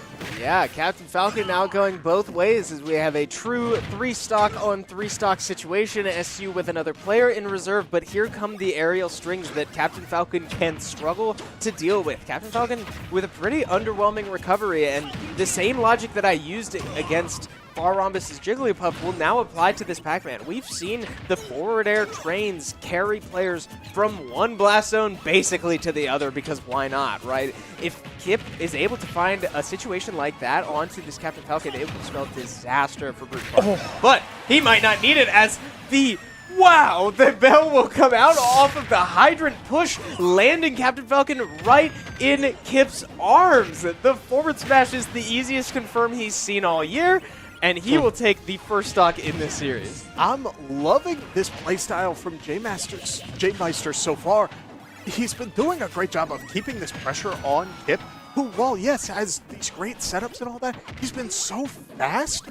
But on the other side of that, again, a knowledge check. The Falcon kick went through the hydrant, and Kip knew, threw out the bell and got a stock for it. Knowledge checks in this matchup are going to be so critical, as a is able to get another stock, and Kip is at 133, but does get a jump call out, and J-Meister may be able to close things out if he gets another good string going. That's really exciting to see. We've seen Kip go for that confirm a couple times this year, and it hasn't quite worked out. The stun up high into the side B, but it hasn't landed until, I believe, just now. So that's exciting to see that combo come out from Kip. Not quite given up on it yet, but we saw the train from side to side across the stage looking for the forward smash. Didn't quite land that time, but now 93%, and Kip finds no! Again, it is! I said it 2 times! I said that Kip looked for that combo, it wasn't quite working, he didn't give up on it, he finds 2 of them today, and look at the joy on that man's face. He knows that he worked, he earned it. Pat yourself on the back, as SU will take that series 2-0 over Bruton Parker College. I mean, yeah, that was just clean stuff coming through from Kip. I do want to let Kip know, though, if you got hit by a Falcon Punch, it would have been the exact same reaction from me. I'd have been so happy that he got nailed by a Falcon Punch. But alas, he did not. But, I mean, that was just clean all around from Kip there. Just clean gameplay, patience, the combos coming through as well. There's not a whole lot you can do against a player that is just firing on all cylinders. Oh, yeah. And not only do you have this player who was able to, I think, match Kip at the start of that. They were going bell for bell all the time, and it was truly great gameplay. I think where it started to fall away from the Captain Falcon was not only when Kip started to get that setup going with the hydrant, where he did have a little bit of that space, but also just a couple of good reads. Really just made it all fall into place. Those small interactions, the Falcon kick bell thing, that's truly, I did not know that until just now. Yeah. Yeah, and there was another moment after that where the Falcon kick clanked off of Pac-Man's forward smash. Like, the ghost was just out, and it completely stopped Captain Falcon's momentum and left him there in hit stun for a while. I don't remember if Kip was able to, like, capitalize off that specific interaction, but again, we talk about it so much, how much these little moments, these small interactions are not small at all when you're playing against Kip, and that's why we sent him out first. That's why he finds the success that he does, and that's why he's so much fun to watch. And props to Bruton Parker as well, right? They played very well, right? Yeah. I mean, it was very close competition throughout these 2 sets. It is a clean 2-0, but it does not really feel like a clean 2-0, right? It looked very, very good from that Bruton Parker College side of things. Very good stuff coming out from them. I liked the vast variety of characters coming out from them as well. There was a lot for SU to kind of sit back and be like, all right, what are we going to see now? Because we've seen a whole lot of characters who know what they are capable of, and now we're seeing all these curveballs thrown at us. So I really like to see that coming through in this series. Yeah, SU's roster has become so incredibly flexible. I'm glad that for this battle we got to see like most of what this roster has to offer, because it covers so many different aspects of what makes a good crew. You want your people who can box, you want your people who can zone, maybe have a little bit of intangibility, swordies, whatever you want. It can all fall into place and truly make something beautiful like we saw there. So shout out to the other team. They did a great job, but also shout out to SU's players, but we are not done. Yes, we sure are not done. GG's to Bruton Park College, but we have a pretty special show coming up for you pretty soon here. We are going to take a quick break, but on the other side of this, we have 3 games left to talk about. We have one more Smash Bros. Series against Quinnipiac University. We have League of Legends against Florida Polytechnic University, and Mossman will be playing a couple Tekken matchups. So do not go anywhere. We have so much more to talk about, and we will see you on the other side. Shenandoah University is a big little university rising. With 22 Division III sports teams, over 200 areas of study, over 300 annual performances, an elite academic esports program, nationally ranked health professions programs, one of the biggest university presences on Broadway, immersive AR and VR learning programs, cybersecurity and computer science programs, and innovative undergrad and graduate programs. all at a place that cares for you. Shenandoah University is the big little university rising. Find out more at su.edu/rising. We have the esports arena right here on campus in Winchester, Virginia, and this facility acts as the hub for all esports activity at Shenandoah University. Students are able to use this space not just for competition and practices, but also as a living learning community and a sandbox for them to come and explore and practice and try out things related to and through esports in the gaming industry, so that they're getting that hands-on learning and the skills necessary to help them find a career by the time they graduate. We also have the professional level broadcast production booth, where we do all of our broadcasting and production, from casting of our games that we play right here on campus to working with outside entities to record footage for them as well. In addition to the space that we have here in the esports arena is the esports war room. Our students get to use that space for studying, but also outside projects. So our students get to use this space for professional development and the academic side of our esports program, which is such a critical component to go with that competitive element that we have. So we combine all of our facilities at Shenandoah University with competition, community, and career preparation. We have over 250 days of programming, and there's something for everybody, and we want you to be part of it.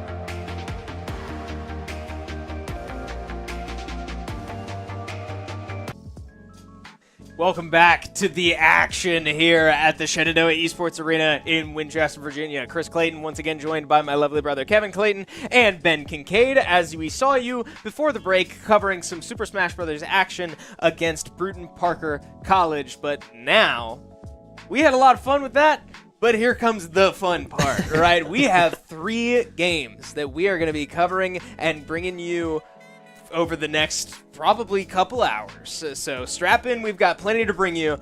We will have League of Legends taking on Florida Polytechnic University as we take a look at those standings. We just saw last week Shenandoah take on ETSU and Smash Bros. At the top of the bracket. Unfortunately, we have the opposite today as Shenandoah and Florida Poly look to both get their first win in this bracket. Yeah, so far, these League of Legends players for SU have been a relatively new roster. A lot of these players are doing this competition for the first time, which is great, but that does mean that you do need to get that team synergy down.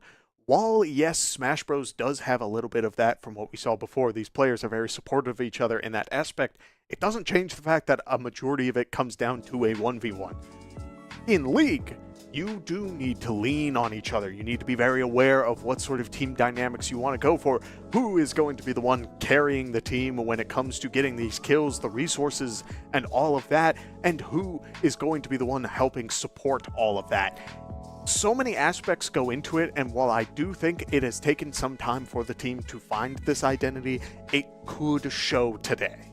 Yeah, and I believe there has been a little bit of a shuffle of what people are going to be playing today, right? We're expecting possibly Kangaroo Feet out of the jungle into the top lane. Now, Galaxy Bird coming in for the jungle position. Noob will still be in mid, and then we will have Levavane and Empro in that bot lane as well. So a little bit of some swapping going around here. So I'm very interested to see how the dynamic has changed, if at all, if we will be playing through this top side now, or if it's going to still be kind of that bot lane focus that we've seen in the past. Yeah, this sort of adaptation, where you're sending someone from the jungle to top side, it's not a drastic difference. Some of those champions do tend to carry over, or at the very least they have in the past. The big difference between a jungle matchup between players and a top lane matchup between players is limitation on where you can be. You are locked in that lane for a majority of the early game. You can try to make other plays on the map, but you are losing a lot of resources for that, and that is something that I do believe Kangaroo Feet is very aware of when they are playing jungle, understanding the pros and cons of, like, I could be taking these jungle camps, or I could try and make a play down on the bot side. There are so many aspects of it, but it depends on, is he ready for this sort of shakeup, limiting it to a lane. Yeah, we've got plenty of League to talk about, but as we mentioned before, we have 3 games going on at the same time. So while we talk a little bit about League, I do want to take a quick transition over to Smash Bros. Because they will play their second series of the day in their NECC competition against Quinnipiac University, both 2-2 in the standings. And it's worth mentioning that both of these squads, both Shenandoah and Quinnipiac, have their 2 losses against Pace and William & Mary. So this could be a very, very close series, but if any of you at home were able to watch the series we just watched, we have received word that SU's squad will be at full strength going into this series.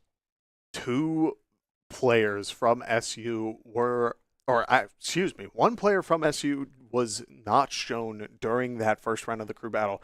We talked a bit about how we had the choice between the Pack God or Kazuya Mishima, and this time around we did see Kip's Pack come out to play. But now, if this is the full strength of the roster, now you have 2 players who have demanded so much respect out of crews that it could fall either way as to who really gets the momentum going in these battles. We will just have to see. Yeah, good to see the guys feeling loose, messing around before their series, right?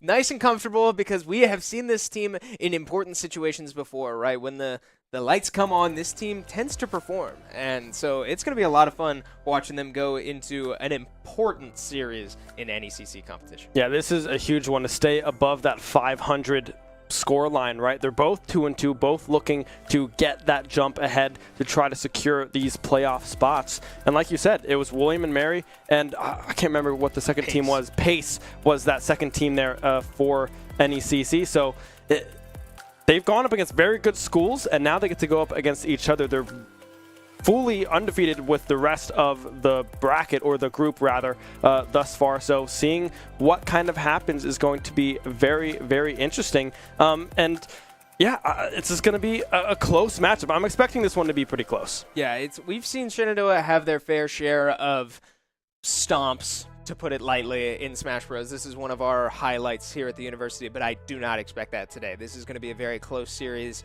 and a very important one at that. But finally, of the 3 games we've been teasing you so much about, we will have Mossman in Tekken 8 playing against 2 players, both a Heihachi and a Reina player. So we will be sure to bring you that action as well. Yes, 2 characters, 2 Mishimas of similar caliber. The only big difference being Heihachi coming in as a DLC gets a little bit extra. And Mossman has been very deliberately over the last couple of weeks sitting down and trying to solve this matchup. The last time we saw Mossman on this broadcast, he was able to take a game off of the Heihachi, so I wouldn't be surprised even now if he's looking at resources to try and understand what sort of elements he can take advantage of when dealing with a character that is picked up by so much of the player base and is so rewarding to learn, as well as Reina, who plays relatively similarly. There are definitely certain aspects that may carry over from how the lows from Heihachi are just very fast, while Reina tends to play a little bit more in the middle to high game. We will have to see what sort of playstyle these players come up with. Yeah, it'll be a lot of fun to watch, and these are basically equally as important matches for Mossman as he continues to fight to stay above that 500 record. So we have so much action to bring you, and we will be sure that you don't miss a beat. You'll probably see your fair share of triple boxes as we get our double boxes all the time on Tuesdays, but we've got so much action coming your way, so strap in because we are underway. We have our first draft from the League of Legends team coming into the production room against Florida Poly, and it looks relatively normal, at least from the Shenandoah side, right? This is a lot of what we've already seen. Noob on this Yone can be so nasty. Well, hold on, Chris. I don't know if it's new. I might be Noob on this Silas. Wait a minute. Yeah, I think this Yone is going top lane. A little bit of kind of G2-esque coming through, right? We would expect to see Broken Blade piloting the Yone top, but it's going to be Kangaroo Feet here instead. This is very similar to what we're seeing a lot of the time at Worlds right now, right? This Yone, this Silas has also been coming out huge. If you're watching the Worlds tournament, this is kind of what you tend to expect now in a lot of these drafts. This is a very commanding start for Kangaroo Feet to show up on this broadcast for the first time playing topside and say, I am going to play Yone. That character can be so powerful in the right hands, but he's not a jungler, which means that he needs to have been practicing that in the past and is now willing to bring it out up against a Cho'Gath, which could work out in his favor. Cho'Gath tends to be a little more passive. We'll have to see how it plays out. Yeah, we will certainly let you know how it plays out. We'll keep you up to date with all the action, but in the name of keeping you up to date with the action is Smash Bros. Starting their series as we hop in just a little late. Quinnipiac University already down 1 stock as Kip looks to take that early advantage that we stress so much, the danger of this character going out early and certainly finding its value so far. Again, we're seeing the crazy Pac-Man setups where a Galaga drop into the Bell back air will be able to close a stock off of this Palutena, who is now at 1. This Palutena has been using these back airs to sort of stuff out these Pac-Man approaches, but now Kip is starting to adapt on the other side. He's taking the approach just a little bit slower, waiting for the back air to run out. Gets the roll read. Another roll read comes out from the Palu, unable to punish it, as now the fire hydrant damage racks up and Palutena and Pac-Man decide to take a step back.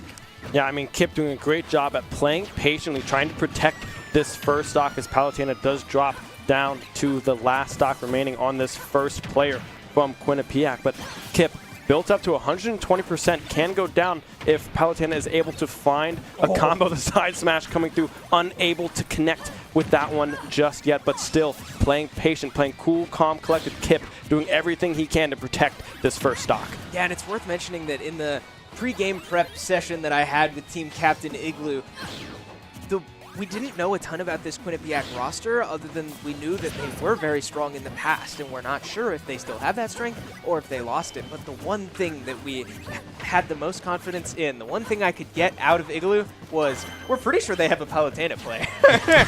So if that's the case, if that's the one player that we are certainly aware of and this player goes down early, that could be disastrous for Quinnipiac, but we do see the side special just able to take that stock as Kip was up to a little bit too high of a percentage there to survive it.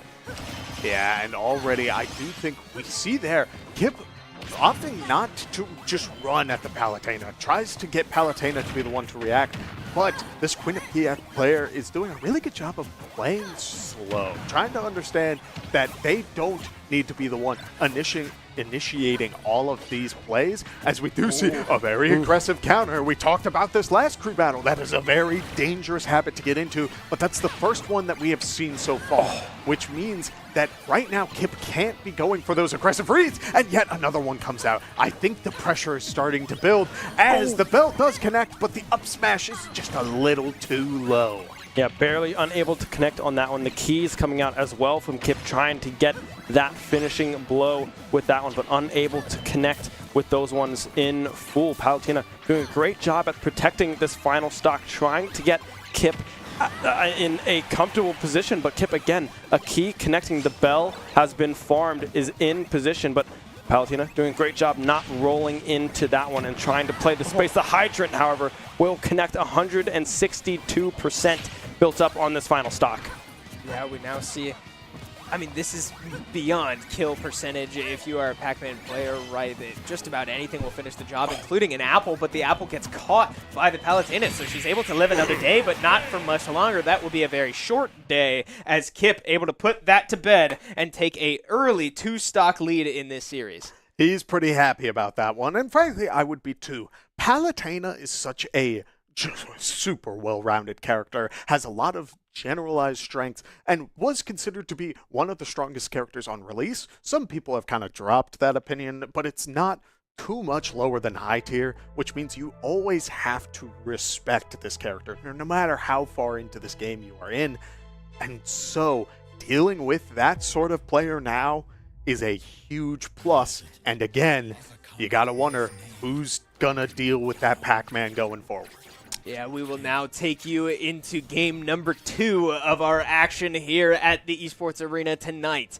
League of Legends into game number 1. As we saw, we got a little tease of the draft, but now we get to see it live. No real surprises in terms of items. We see that both junglers opting to... They're enjoying life in the mid lane. Yeah, just having fun. vibing in the mid lane. Nobody really revealing much, as is probably a smart decision, right? Both teams not revealing their hand just yet, as we see a 5-point go both ways. Very neutral start, nothing crazy, and we will get underway. I'm very curious to hear your guys' thoughts about this Taric pick for Florida Poly. I feel like the character is incredibly strong in a team environment, but when you have Anivia and Cho'Gath, and arguably Jhin, who shoots a little slower, do you think that having those couple seconds of invincibility will be utilized to the max, or do you think it might be a little fluky? I think it's a tough pick, right? Because it's a very strong ultimate from this Taric. But like you said, Jhin has a static attack speed, right? There's not a whole lot you can do with that champion with a couple more seconds of invulnerability. There's not an on-hit threat on Florida Poly's side. So it is a little interesting to see it come through. And on the side of SU, you have a Silas. That's an insane ultimate to steal for a Misfortune. for a Yone, for yourself even, right? Silas does so much work. So I'm interested to see when that was picked up in the draft, and if Silas, I believe, might have been last pick for the Shenandoah squad. And I really like what SU did, but this Tarek does have some question marks in my head. Yeah, I think the value of Tarek is really going to come in not in just lane, but in the identity of Shenandoah's comp, right? The Yone ult, the Sejuani ult, the Misfortune ult, all of this AoE damage that can come out could get negated by a Tarek ult later in the game, but it's going to take so much time, and they're going to be so spread out whenever we do see that value come in. But we will take you to the double box as Smash Bros. Loads into their second matchup of this series. Still very early on, Kip with a 2-stock advantage over the rest of Quinnipiac University as they opt to send in a Falco, a character who I'm sure Kip has plenty of experience against. Yes, but a character who deserves... One of the characters who deserves a lot of respect when it comes to any sort of given matchup. As the first blood goes to the Cho'Gath, I would have lost a bet on how that plays out, and yet we do see Jin, 4th shot coming out onto the Misfortune bot side as Emery or Empro will be able to take a step back, and the Misfortune will be able to live. Yeah, just early laning mistakes here for Shenandoah as a solo kill comes out in the top lane, and lots of all 4 summoners blown for the Shenandoah bot lane will mean that early advantages fall in Florida Poly, including only 1 kill, but lots of advantages elsewhere. We'll take you back to the double box as the action continues in this Smash Bros. I do want to talk just a little bit about when it comes to Falco, the character is, again, one that kind of has such a consistent game plan that you do need to respect it, but Kip has already taken a stock and hasn't given one in return. Yeah, I mean, Kip looking super strong on this Pac-Man thus far off stage as well, finding these angles, as we do have a little bit of a skirmish in the jungle there on the League of Legends side of things. Kip, again, edge guarding to perfection, able to find that one. Now, I do want to mention, in that solo kill that we saw on the League of Legends side, I don't know if Kangaroo Feet was in the Spirit Unbound, because I think he snapped back after flashing in his E. Oh, no. Yeah, so maybe early mechanical mistakes coming out from Kangaroo Feet as he looks to learn this new role, but we will keep you posted on those developments. We take you back to the full screen Smash Bros. As Falco finds himself on his last stock, and it will go night-night as Kip finds the stun. Easy forward smash. Kip doing what he does best and taking an overwhelming amount of stocks. Yes, and again, this is the sort of knowledge check that gets so scary when you're dealing with that. You may think that Reflector is enough to deal with Pac-Man, but that's not all you're having to deal with. The character has so much going for him. So Quinnipiac is going to need to think about who they send in next to deal with this Pac-Man going forward as we look at a little bit more League of Legends action, take a bit of a breather, as champions on the rest of the map beyond bot lane are starting to hit 6. Yeah, this is an interesting comp from Florida Poly because they don't really have the hyper carry that you'd kind of like to see, right? The biggest damage dealer on Florida Poly, I would argue, is kind of this Anivia, right? Jin shots are obviously going to do a lot of damage, but they're so slow, and Jin just serves such a specific niche, and in team fights later on in the game, ideally he's not even in the fight, he's in his ult shooting down from somewhere else. So it's going to be interesting to see how this comp really develops. They are so defensive against the Shenandoah dive, but I can't really see anything else coming from it, as we do see Sneed able to walk out with a grub steal there as Galaxy Bird looking to rack up the other 2. These will be the first grubs off the board, so not a terrible trade for either school here, but it looks like we're not done just yet, right? Florida Poly not willing to just keel over and let it fly as Galaxy Bird forced to flash over the wall to get out, and now Shenandoah did get a grub, so it will be a 2-for-1 trade nonetheless, but Kangaroo Feet finds himself in some trouble. Sneed flashing over the wall to find a stun. It will still find the stun off of a different wall, and Kangaroo Feet will go down. Meanwhile, on the bottom side of the map, we do have a 2v2 leaning Florida Poly's way as well. Jin finding his first kill of this game onto Empro. Yeah, I mean, Kangaroo Feet doing all they can to try to escape from that angle. I mean, you can see Galaxy Bird forced to flash out of the grub pit, not able to secure one of them, thankfully. Noob TPing up to the top side as well to try to help out with that fight, but unable to do anything just yet. And that 2v2 kill going to this Jin Iroh, trying to get some gold flowing into their pockets. But thus far, Florida Poly looking very clean, very calm across all 3 lanes. Yeah, Yone is currently in the mid lane going up against the Anivia and isn't able to get the second Q off, as we do see a bit of an emote, starting to see a little bit of the mechanic issues. This character, again, it's not super easy to pick up, and while they are very good at the moment, you do need to be aware of this, as we do see a fight break out bot side. Yes, Misfortune is level 6, and that could be a difference, but Empro taking a little too much damage to stay in the fight will mean that the CC is not able to come out. The MF ult, she might not even have enough mana for it. She is very, very low in that resource, so something to keep an eye out for. But meanwhile, both Florida Poly bot laners, it looks like, have hit 6, so ultimates across the board, including that very valuable Taric ult. But we'll take you back to the Smash Bros. Action as Quinnipiac University opting to send out a Sephiroth to try to put Kip away. Yeah, Kip is definitely a player who has very good knowledge when dealing with Sephiroth, but I do also want to acknowledge that they're sticking to these lane assignments in the League of Legends game right now, which is very interesting. I'm wondering if the Cho'Gath matchup, him having that level of sustain, has been difficult for Kangaroo Feet to get a hand on, as Poppy is able to take the dragon and get a very good lead for Florida Poly. I also have to ask, if I'm seeing this right, Misfortune has a recurve bow and a Trinity Force component. I am not sure what item that builds into to start things off, but this build, I believe so, Kraken yes. Slayer start, it doesn't have crit, does it? Correct. Okay, so a very aggressive choice to start things off, as well as a very aggressive apple from Kip being able to take a stock again, and he's going in unresponded.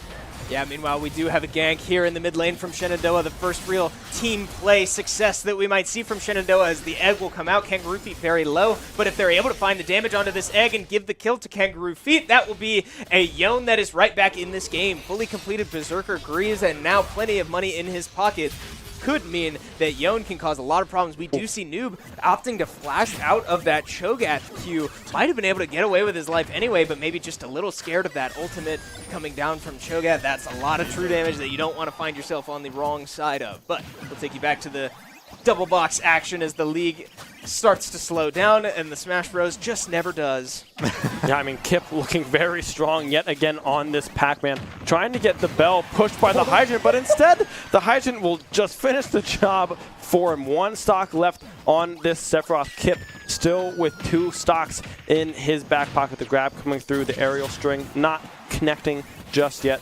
The down special rather, coming up for Kip, but unable to connect with that one. As that was a lot of stuff on my screen. I'm not sure what that was. Kevin, what just happened? Yeah, Sephiroth throwing out a lot of options to try and get Kip to just get hit while he's going for the ledge, but Pac-Man's stall game off stage is so much that Sephiroth threw out that Giga Flare, just exploded the entire ledge, and Kip was still sitting in the bottom blast zone, not really caring. As we do see a key thrown out, a Hydrant getting thrown in Sephiroth's face, sitting at 146. Just about any fruit will be able to take it out, but Sephiroth getting the dash attack means 1 more stock taken as a team fight breaks out.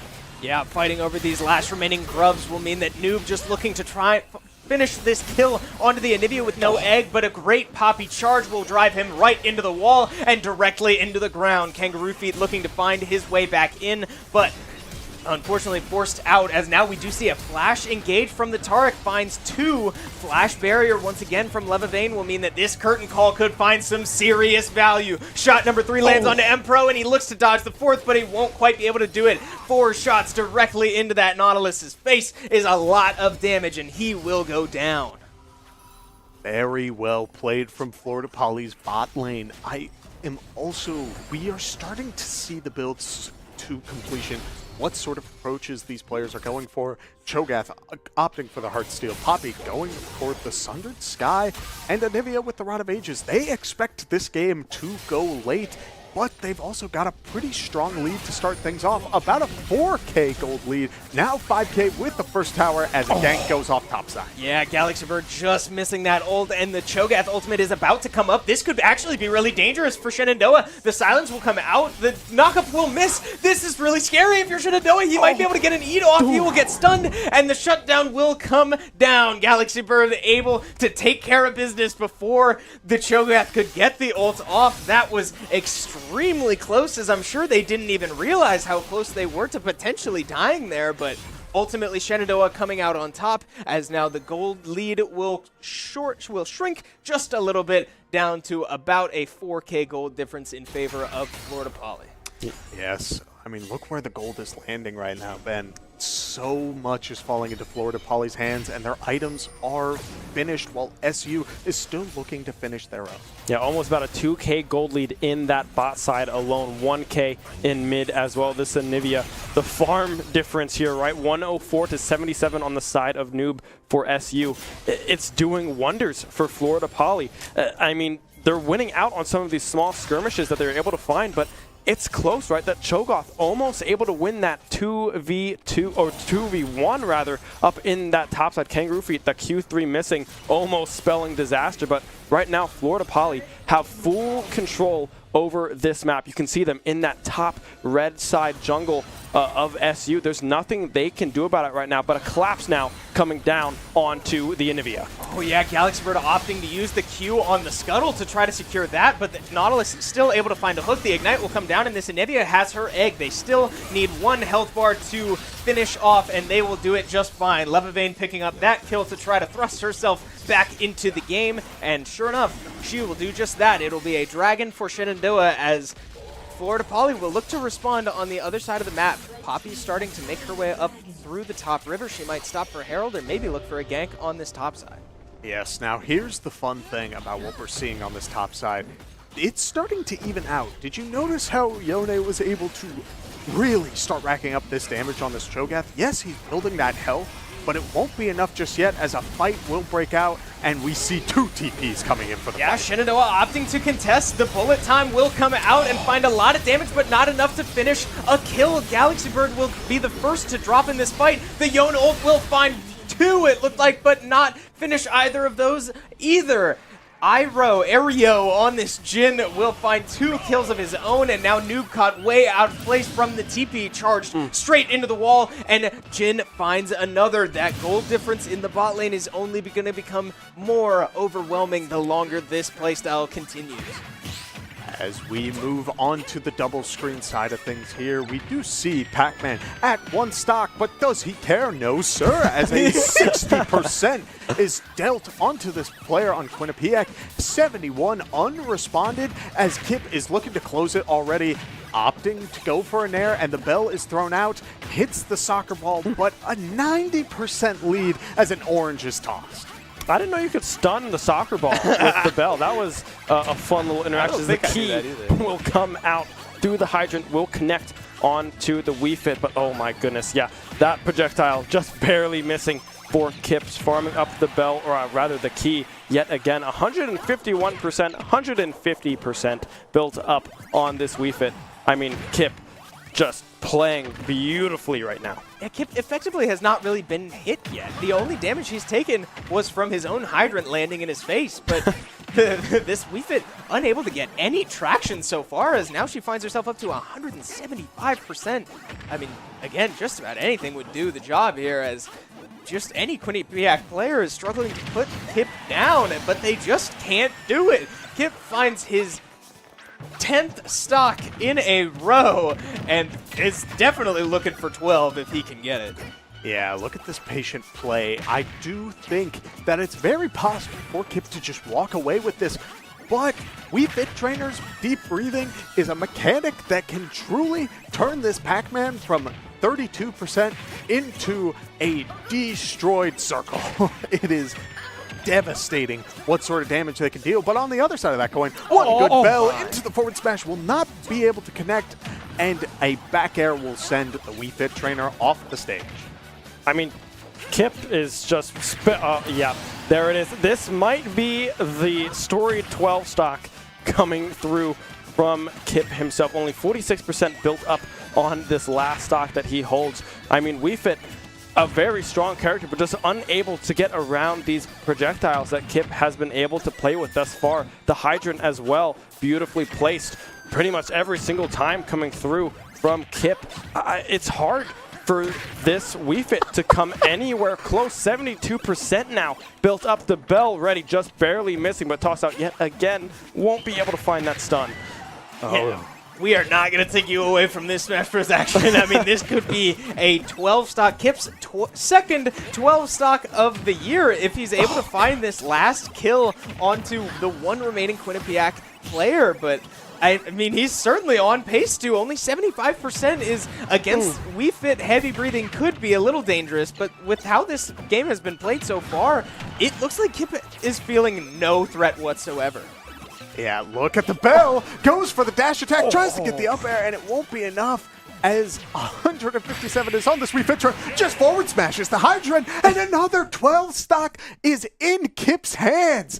Again, people don't know how to deal with the pack god.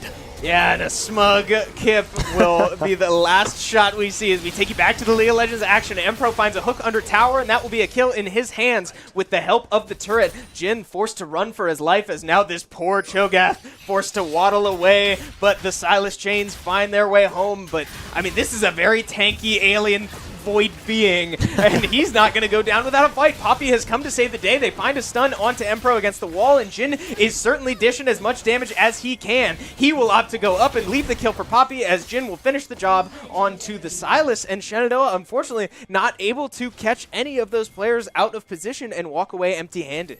Yeah, so Chris and I are no strangers to the one-at-a-time strat, and it usually does not work, and we see why there. The Silas did get that start on the Cho'Gath, and while yes, you're able to box that, Nautilus is out of place, gets caught out by Poppy and Jin, and then Yone goes and teleports behind. You needed that Silas to either collapse, hear that Jin was there, and make that play, or you just get a situation like that, and now a second dragon falls into Poly's hands. Yeah, and now you got to try to look at win cons that SU still have at their disposal, right? They're at about what? An 8K gold deficit on the side of SU. Your Misfortune has 2 kills.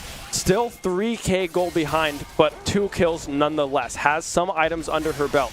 And now you play the scaling game, right, with this Yone. If you can get this Yone to 3 items, it doesn't matter how far behind you really are. You will do a whole lot of damage as now we see a fight around Baron. Yeah, the Taric ulti will come down and find all 3 Florida Poly players. A big 2-man stun, but here comes the bullet time. It will not quite find enough damage. Kangaroo Feet ult finds 2, but still not enough damage to find a single kill just yet. A second Taric ulti comes down, this time for the side of Shenandoah. It will find all of their members. Nobody quite dying for Shenandoah as Kangaroo Feet will be the first to go down. A Taric stun from the Jin will find 2 as he is forced to run for his life. The Nautilus hook won't quite land, but it will find the Root Galaxy Bird looking to finish the job. A big stun here will lead to an auto attack, but still not enough damage. Poppy comes in to save the day, charging the Sejuani off, but here come Noob and Levavane. This could be a massive shutdown for Levavane, and it is money back in Shenandoah's pocket. They are finding their way back in this game slowly but surely.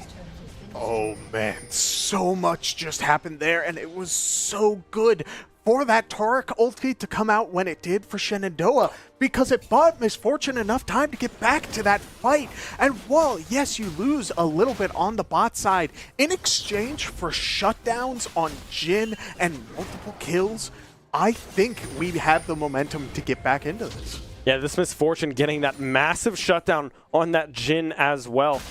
I don't know when the buy is going to come through, but it's going to be a hefty one for this Misfortune. Still about 7K gold deficit for the SU squad, but they are able to stay alive. Noob stealing that Taric ultimate was massive in that last fight as we go to our double box. Yeah, it is worth mentioning that the buy did just come in for Levavane, and it is a full Infinity Edge. So now 2 items with boots on Levavane will mean that she will be dishing some serious damage. But like you said, Kevin, it's also worth mentioning that Kraken Slayer does not give crits. So that's still a 25% crit chance Infinity Edge for Shenandoah. But like we said, we'll take you back to the Smash action on the left side of your screen as we have AJ coming in to start this off against Quinnipiac's Incineroar. We do have a gank, back on the top side of the map, right side of your screen, as they look to take down this extremely tanky Cho'Gath. The Kraken Slayer damage finding its way home, but a scary moment there as Levivane almost goes down. A well-timed barrier will save her from that munch. That's a big, scary Cho'Gath that, with a ultimate that does true damage, can be a lot of pain on a Shenandoah 80 carry. But now Shenandoah looking to move and rotate toward the mid lane, see if they can find any kills here, but it doesn't look like they're really going to be able to now as they look to retreat and find their way back home. Yes, as well, we do have the Smash Bros side of things. This time around, AJ is sent in. While we talk a lot about the winning team not needing to change their matchup, it is incredibly taxing to play that much Smash Bros back to back to back, as well as Incineroar being sent in as a response could be dangerous for Kip, but also I think SU wants to give their players more chances to compete and really get their hands into the mix.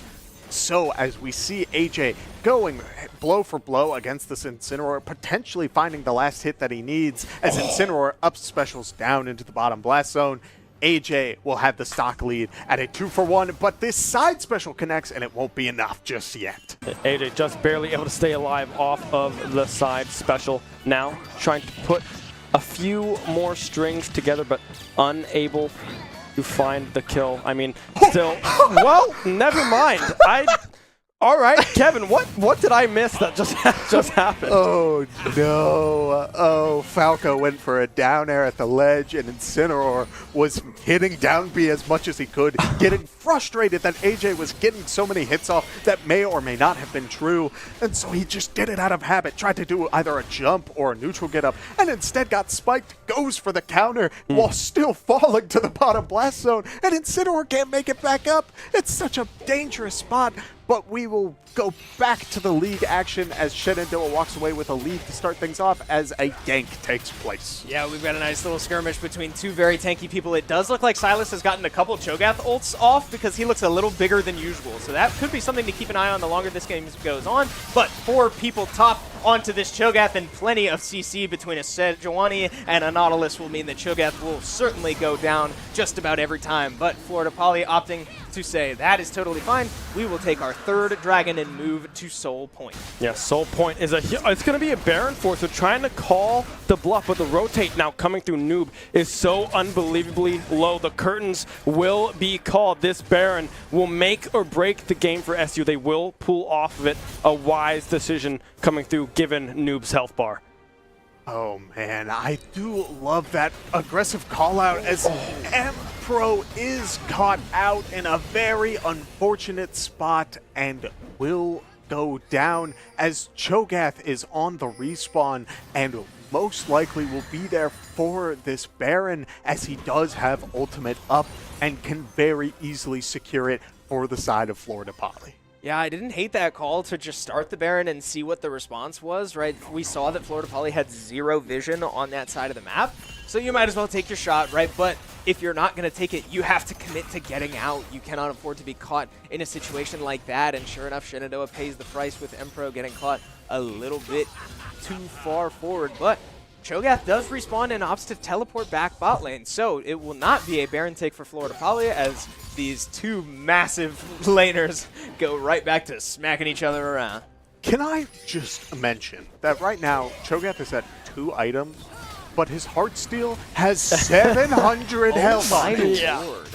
No, that's insane, as we do see a 2-man play onto this extremely tanky Cho'Gath with now 750 stacks on that Heartsteel as he might look to get a trade kill here. I mean, the 2 of them combined certainly cannot take him out and might lose one of their own, as now Florida Poly knows that numbers are on the bot side of the map. They can start this Baron without much punishment as we see Sejuani looking to make her way toward the Baron pit. It might not be soon enough as the Baron goes down before Shenandoah can even get there. No vision in the pit will mean a pretty safe and easy Baron for Florida Poly, and now Cho'Gath reaping the rewards in this bot lane. Oh, this is such a dangerous spot because not only are you dealing with a character who has so much HP, but now he's starting to build magic resist against the Sylas. Sylas really needs a max health item, something like a Liandry's or something, to make sure he's hurting this Cho'Gath, because otherwise he's eating full bullet times and not even going down to half. Yeah, not even under half health until well after the Misfortune ult is over. Again, another massive commit to take this Cho'Gath down, but Shenandoah unable to translate this into much else around the map. It's taking so much resources to get this Cho'Gath off the map that Florida Poly is just able to benefit elsewhere. Yeah, one thing we're missing on the side of SU is some heal cut, right? No one has any, there's no executions, no mortal reminder, there's no Oblivion Orb coming through from anyone on the side of SU. Not sure what that would do at this point because this Cho'Gath is absolutely massive, but for these Taric heals, that'll do a whole lot of work thus far, but they're doing a great job at stalling out this game. Items are starting to come through. We have the Wit's End completed now on the side of Kangaroo Feet. Levivain getting close to this LDR as well. We'll be able to cut through some of this tankiness as now a fight opens up mid. Yeah, we do see the early damage landing on the Galaxy Bird, but a well-timed knock-up there from the Nautilus will save Galaxy Bird for now. Curtain Call is open, but keep an eye on Kangaroo Feet down at the bottom of the map. Forces the Curtain Call to cancel, as now we do see the return fight. Kangaroo Feet forced to ult out as a well-placed Anivia wall will catch him on the wrong side of the law, and now Shenandoah just reeling, looking to get some health back as Florida Poly not in too uncomfortable of a situation here. Yes, as all 5 players are starting to move in on the base. The Baron is still active. The buff just adding so much as now multiple cannons are crashing in from the mid lane as a fight should break out. Yeah, Sylas steals the Taric ult, but only finds himself, and Kangaroo Feet does not have his ult to dive into the backline. We know what it takes to take this Cho'Gath down, but do you put the rest of the team with him, and does Shenandoah even have a chance? It's hard to say. A big knockup coming from the Cho'Gath will find Sylas out and dead. Kangaroo Feet will be the second to fall as his flash will not be enough to keep him alive. Bodies falling for Shenandoah, no bodies falling for Florida Poly, but the base will certainly fall for SU as they will go down in game number 1. 5-4-0 trade will be the final fight. The Nexus will fall and Florida Poly take game number 1. And that Cho'Gath was such a menace to start things off. Speaking of a menace, AJ able to get the back air off and close out that stock to keep things going for the side of SU in the Smash Bros side of things. Quinnipiac sending in this Palutena for the Falco. And while we did see this Palu against the Pac-Man before, I would argue that this matchup is a bit more familiar to the general Smash Bros community, which means that I expect both players who have a very standard game plan. You expect a lot of the same thing from your Nair trains from Palutena and very safe back airs to AJ going for these up tilt and Nair combos. It will be a lot of that standard. It's going to be on the players to try and make the aggressive callouts and keep that momentum going in their favor. And AJ doing a great job at keeping the aggression going as well, finding these aerial strings, finding these neutral airs, like you said. It's 11 stocks to 8. AJ was able to take that first player 3 stocks, only losing 1, but now finding themselves at a higher percentage here against this Palutena, now up to 103%. But still, Palu will be almost able to find that kill. AJ able to recover from that one. But yeah, AJ with good spacing, but with that one, there's not much you can do when, I mean, there's just a bomb on you. Yeah, Palutena really controlling the stage in that scenario. AJ unable to make his way back really anywhere, as Palutena with a well-placed side B will finish the job on that one. AJ still with a comfortable lead in this series or in this set as a whole, right? 10-8. He has more than done his job as he just looks to tackle on any extra kills that he can, and with this Palutena up to 123%, it looks like he just might get that extra credit he's looking for. Yes, as we do see a couple of back airs coming out, the sour spot won't be able to get that stock, and a very good up smash won't be able to connect, as a couple of theirs from Palutena will rack up this damage on the Falco. One more good Nair train will send Falco into a percentage to lose his stock, but a good back throw may mean that Falco instead is the one sitting at the ledge and is in a dangerous spot.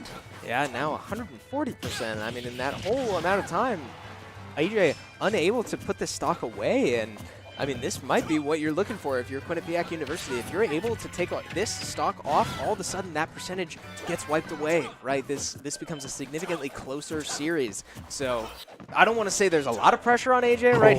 He's more than done his job, but if you're able to get this much percentage up on this Palutena and not get anything for it, that would be a bit of a blow that Quinnipiac needs to get back into this set. Yeah, I mean, 180 now to 0. The stock finally found by AJ. That's exactly what you wanted to see on the side of SU. 80% built up. If he's able to put together a few strings of his own as well, this could be a stock in favor of Falco here. This player from SU playing very, very well in the air, built up to 45%, but it's going to be a tall task because this Palu is starting to come online and play very well. Yes, AJ is doing a very good job of making sure that he is DIing out of these Palu throws. You can go for these down throws into the back air as Palutena, but if you do that, it becomes a lot easier if you're holding in. Instead, AJ holding away and getting a little bit of distance means that these back airs instead are not connecting. AJ's holding on to the stock for an incredibly long time as a good Palutena forward air will send the Falco off stage, but a side special into the forward air means that it is reversed, but the counter comes out, and once again, we're starting to see a couple more counters stack up on this Palu. Yeah, you talk about the momentum shift even just across that stock, right? I was just talking about how nice it would be if AJ was just able to get that one more, and all of a sudden, the pressure is the complete opposite direction, right? Quinnipiac just looking to put AJ away. If they're not able to take this stock, that could be disastrous for the rest of the set, but back throw will finish the job. Might have been able to DI it, can't quite tell, but ultimately does die to that back throw. Palutena coming out on top of that one and ultimately putting the fire out that was this AJ Falco. Alrighty, gentlemen, we have a moment to breathe here. Yes, we do. We saw Shenandoah's Smash Bros. Roster. Specifically, Kip started out with 12 stocks and just kind of ran through, which is great. Now, he's set in reserve, made sure that he could close out whatever happens going forward while getting other players' experience. On the other side of that coin, we saw a League of Legends match where Shenandoah had little glimmers of hope, but I think it took too much to deal with that Cho'Gath on the bottom or top half of the map away from the objective, and it ended with a Baron into the hands of the Florida University, whose name I'm forgetting. Florida Poly. Yes. So at this point, for the side of the League of Legends game, I'm wondering what needs to change. I don't know, right? I mean, the draft looked fine, I thought. I feel like it was more of a mechanical problem, right? The draft was very strong, very in today's meta, right? I mean, we had the size. The Yone was picked up, which is super, super strong. If that Yone gets ahead in that lane, maybe gets a little bit of extra help and get on top of that Cho'Gath, I think this game is completely different. But that Yone fell behind early. Levavane on the Misfortune was well, not ahead, but looking very strong on the MF as well. So I think if that top side was a little bit more stable, I think the draft works. I think it was just mechanically not well executed. Small thing about that Misfortune, they walked out of that game with 0 deaths. They did an amazing job of making sure that they were holding on to whatever lead they got. And that's not easy against that team comp. Yeah.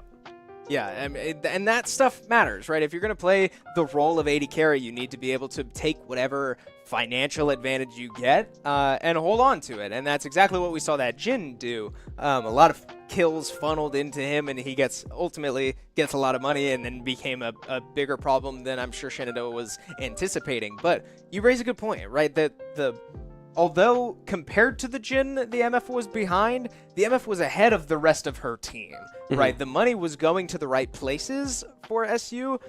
They were just unable to execute early on, and then that sort of hole they dug themselves in was a little too much to come out of.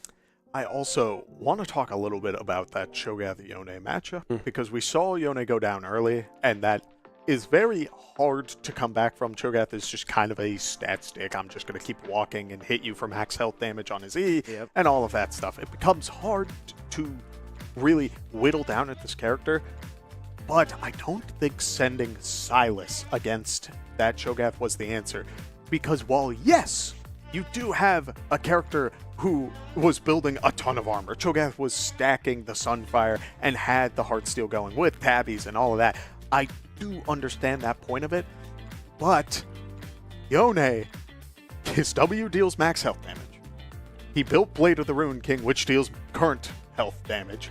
Every single time a Q connected on that Cho'Gath on the first go-around, he probably lost anywhere between like 700 to 800 health, and he didn't have a armor pen item built. I think the way that needs to play out is if you are going to send Silas, you send Silas when the Sunfire is completed. Cho'Gath is like, oh, okay, I'm laning against this guy. Go for my magic resist item, and then you swap it back on him. Because then Yone's dealing with the max health on Cho'Gath in the right way.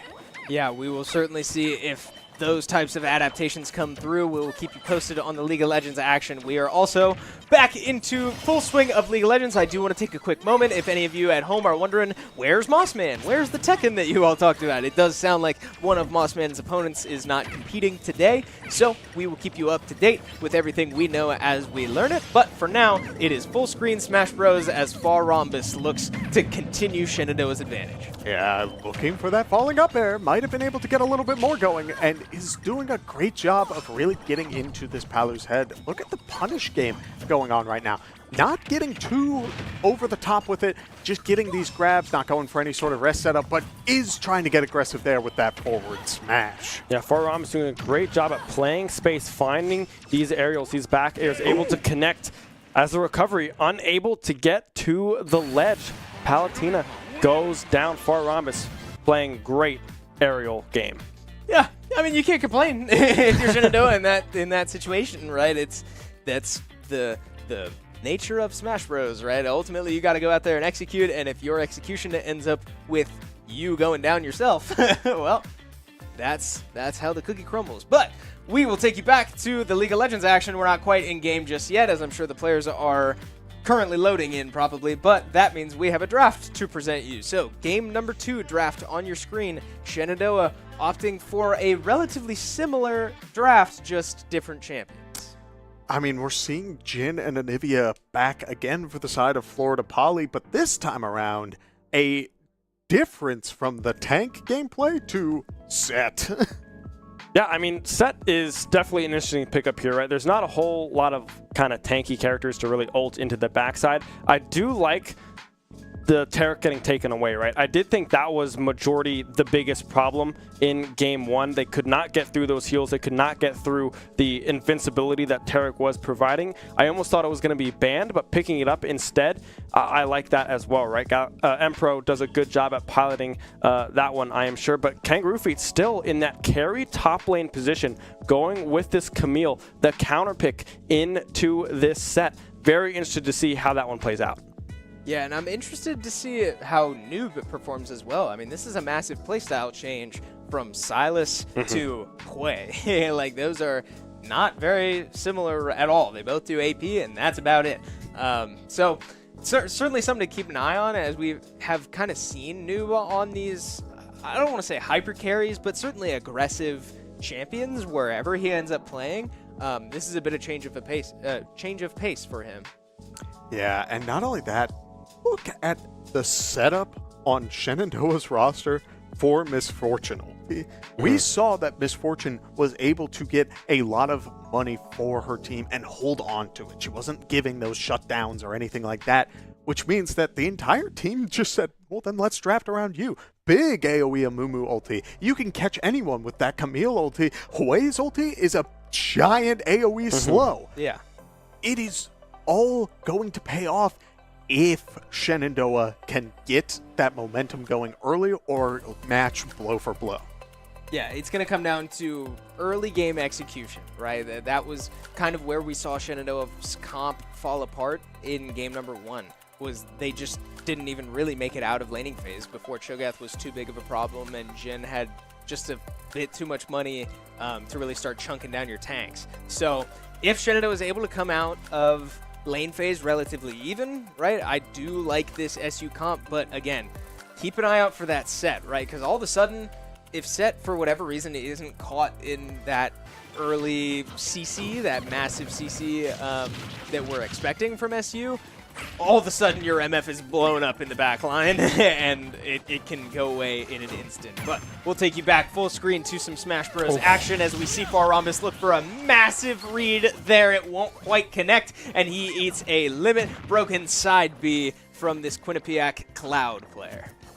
Oh, man, I love what I'm seeing from Farambus, really swapping that sort of safe read call out to a tried to go for the jab reset into the rest.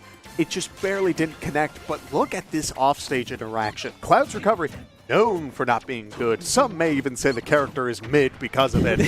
But with that being said, Jigglypuff, who has a really good air game, is trying to match. But Cloud goes for the up special, and it tries to send Jigglypuff back down with him, and Farambus says, I do not want anything with that. Let me back out of here. Yeah, Farambus doing a great job at playing off stage, trying to force this Cloud to find a tricky recovery. And you saw the up social there, not able to get the job done, not able to get to that ledge, as now Farambus up to 108%. Jigglypuff, an extremely light character, so can easily be killed with a side smash. Anything coming through from this Cloud at this point will be able to find the kill, but Farambus trying to avoid that scenario, trying to find these aerial strings, trying to put those ones together. The limit used again, but will not be connected by this Cloud. Yeah, and I really can't get over how that last stock went. I really like the call to charge your limit off stage and go for the really high recovery, but man, just soaring back down a little too fast into the blast zone is such a tough break. But now, I mean, back to this stock, right? 130%.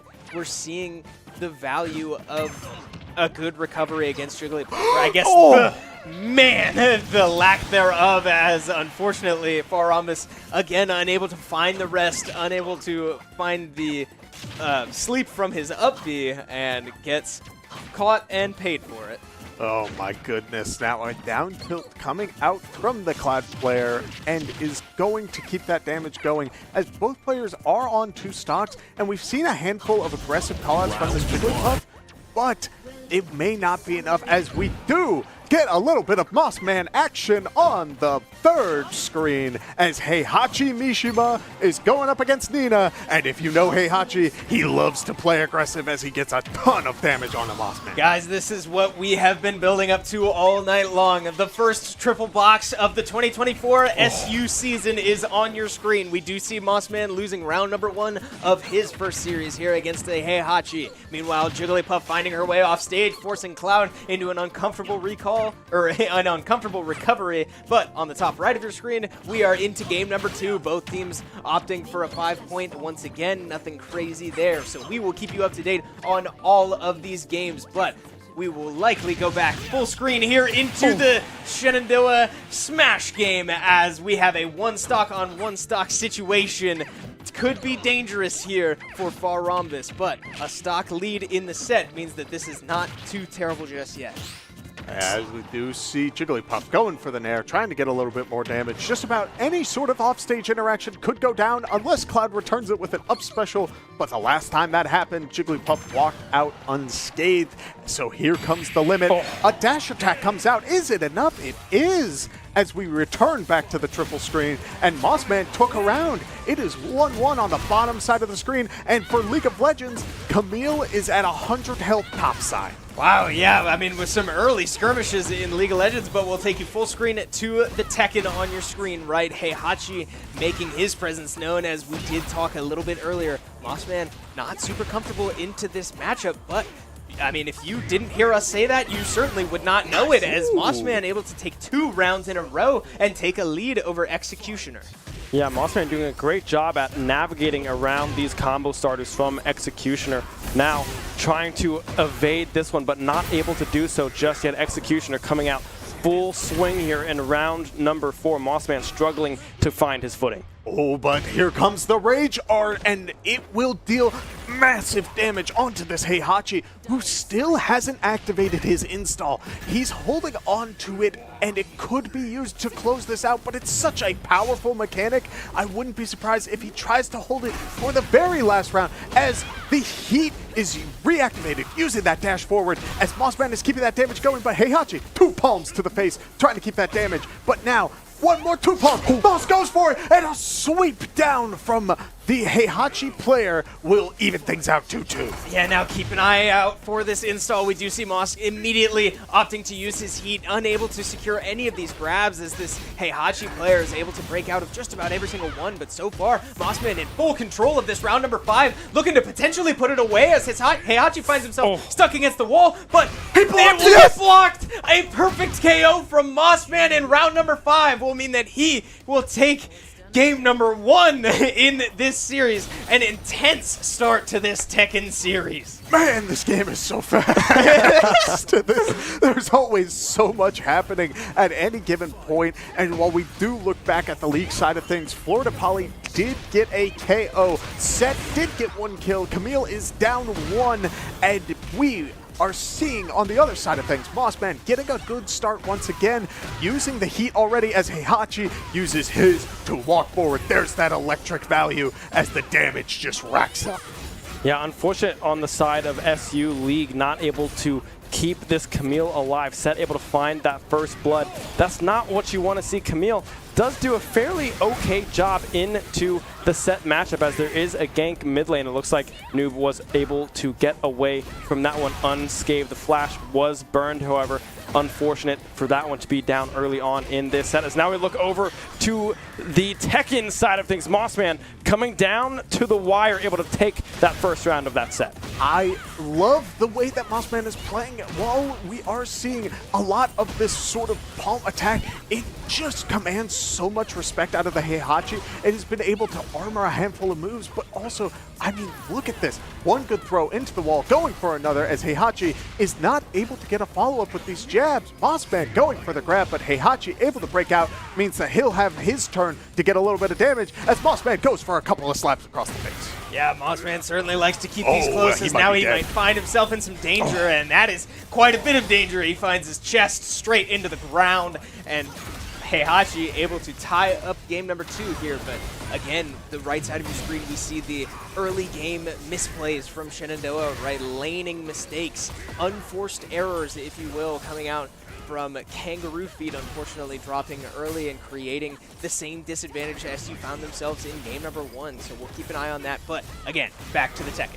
Yes, not only that, I mean, look at this. Heihachi going for another one of these grabs, and he dashes forward, but then immediately goes for the dash back, calling out the Rage Art activation, and headbutts Nina to get a good KO. Yes, back on the right side of your screen, we saw a just true 1v1 fight between Kangaroo Feet and this Set player coming right down to the wire, and flash burned from Set. The Ignite won't quite finish the job, as now Kangaroo Feet just forced to run for his life, as Jarvan comes to save the day.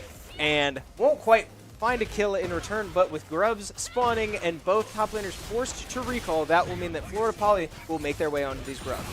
Yeah, Mossman jumping back into the Heihachi's face, and another one of these powerful heat reactivations means that Heihachi goes and wins this round. It is 1-1 between Mossman and Executioner. And now with these 1v1s topside, we can finally see the power of the Camille coming out into this set. Very, very close 1v1 in that topside. It was Sneed able to come in, save the day, keep their set alive, but now it's going to be all 3 first grubs to the side of Florida Poly. Is now we go back to the try box as Smash Bros kicks it back off, and it looks like it's what, a me brawler here from the side of Quinnipiac. Yeah, y'all like fighting games? I like fighting games, because we got 2 fighting games on screen at the moment. We got Far Rhombus trying to get a good amount of damage onto the me fighter, as they are at 2 stocks, while Shenandoah is still rocking the 7.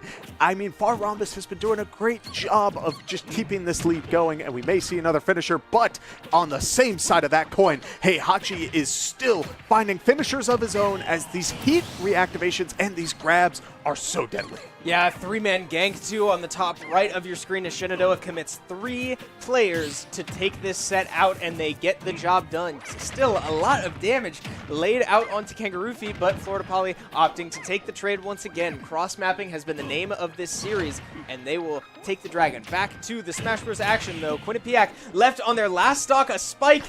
Could not quite do it as Far Rhombus keeps living and will find his way back onto stage, no less, as now back to the bottom of your screen, Heihachi starting to run away with this. But we see a sleep on the top left. We go full screen to watch the magic happen. SU able to put Quinnipiac University down, and out. A 2-0 win will mean that they cement themselves in the top half of their NECC bracket.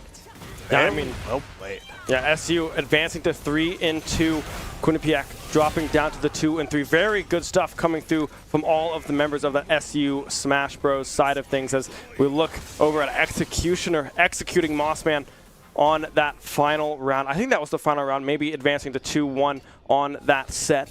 Yes, and not only that, you will see it is 5 games of Tekken. We will have the players just keep going at each other until the series ends with the total of 5 games. It will be exciting to see if Mossman is able to make this return. He had little moments, but those heat reactivations have been so incredibly dangerous. Those pattern recognitions need to be picked up. Otherwise, Mossman is going to be in a world of hurt as Kangaroo Feet is back on the top side of things, getting a big wave to push on this set. Yeah, not much action around the rest of the map, right? This top lane is really the place to keep an eye on, and we will certainly do that. But with Mossman loading back into game number 3, looking to claw his way back and with 2 in a row to come out on top today, we'll see if he's able to get it done. But a gank top lane from Florida Poly this time around will mean that Kangaroo Feet drops to 1-2, as back to the Tekken action, we've got an ultimate move coming out from this Heihachi. Yes, he tells him though Nina will be grinded to dust as a majority of Nina's health is knocked out, but the Rage Art is now live for Nina. Heihachi activating his heat, making sure he's getting that install value, as a good heat reactivation means that Nina is once again thrown down into the dirt, and Heihachi will walk away with the first round. I'm so glad you know Tekken, because I have no idea what I'm watching on my screen right now. It looks very cool. I think Executioner is doing combos, question mark? Yeah. I would assume so, right? As it looks like another string is getting my put together. Lord. Oh my goodness, damage. Mossman unable to do anything in that round. He paid $6.99 for that character. I cannot believe just how much damage is racking up through these Heihachi combos. That was like 3-ish interactions where it just all kept adding up. But on the other side of that coin, heat activation from Nina is blocked. A grab comes out from Mossman, as he will be able to get a good grab follow-up, breaks Heihachi's arm, and gets a perfect in return. Yeah, Mossman finding his way back into this game, right? Losing a good amount of rounds in a row. I think 5 rounds consecutively, but finally Mossman able to find his footing and get back on the board. But again, look at this damage coming out. Stuck against the wall will mean that the heat will come out for Heihachi. Mossman finally able to find his window and get back into this, but I mean, this is insane to watch. Heihachi just dishing damage non-stop, and with that, Mossman will go down in the series with at least a 3-1 score for now, but we will play that out no matter what. Once again, back on the right side of your screen, we see top lanes where the action's at. Kangaroo Feet finding himself on a gray screen once again, as now these teams look to fight over the grubs. Galaxy Bird does engage and finds the bandage onto one, but with no ultimate to come out just yet. Jarvan finds the Cataclysm, and a well-timed flash will mean that Galaxy Bird is able to walk out, but likely grubs going over to Florida Poly once again. Man. Yeah, it looks like it's going to be all 6 grubs in favor of Florida Poly. That's not something you want to see, especially when there's a set on the other side. I mean, Seth does a great job at split pushing the empowered auto attacks. The Qs coming through, as well as on the Tekken side of things, Mossman able to bounce back after losing the series, taking that first round of that 5th game, as the bullet time now goes out, flies down. The Tark Q will connect, or stun rather, the E will connect, and Levervain is able to secure that kill. Yeah, here comes Mossman. with Heihachi breaking out of the grab. Moss goes for the other type of grab and gets a good amount of damage in. Heihachi opting to stay on the ground, takes a little bit more damage, and a good slide means that Mossman walks with a 2-0 lead to start things off, and Heihachi lost the ability to activate his install in one of those rounds. He didn't activate his heat, but at the same time, look at the damage buildup, and Moss is already up against the wall as Heihachi is just racking up that damage. Mossman able to get a good hit onto the wall for Heihachi, as a couple of good hits means that Heihachi gets a return, as we do see a lot of Tekken is a back and forth. You will find your opportunity to have your turn after your block, as it is still Heihachi's turn. He will go for a couple of hits as it goes for the grab and is not able to take him out. Goes for the slide into the rage art. Did he hit a button? He did not, as Heihachi uses the palms and gets around. Man, I mean, this is so back and forth, and one of the first things I learned about Tekken when learning this game for broadcast is that you are not safe on the ground, right? It was really interesting to see this Heihachi opt to stay low in that round, but now we do see the heat come out, and that install now up to 3 stacks. Mossman just looking for that one round to put it away, come out with a win in the first round and the last round, but if Heihachi's got anything to say about it, it's going to be a lot of damage going the other direction.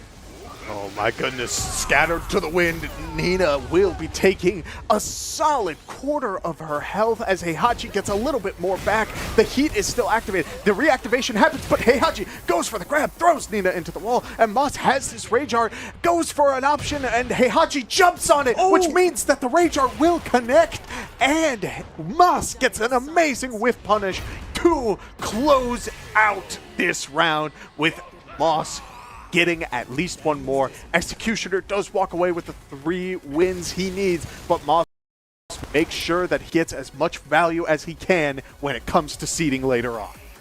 Yes, and unfortunately, like you said, Mossman unfortunately will go down in the series, but comes out just down 3-2.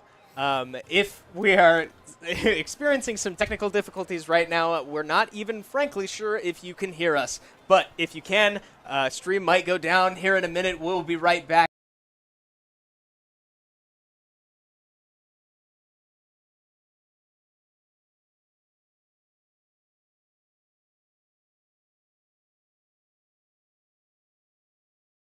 Intensity stuff, but with all of that being said, I think we will return back shortly. Yeah, I don't know if you guys can hear us.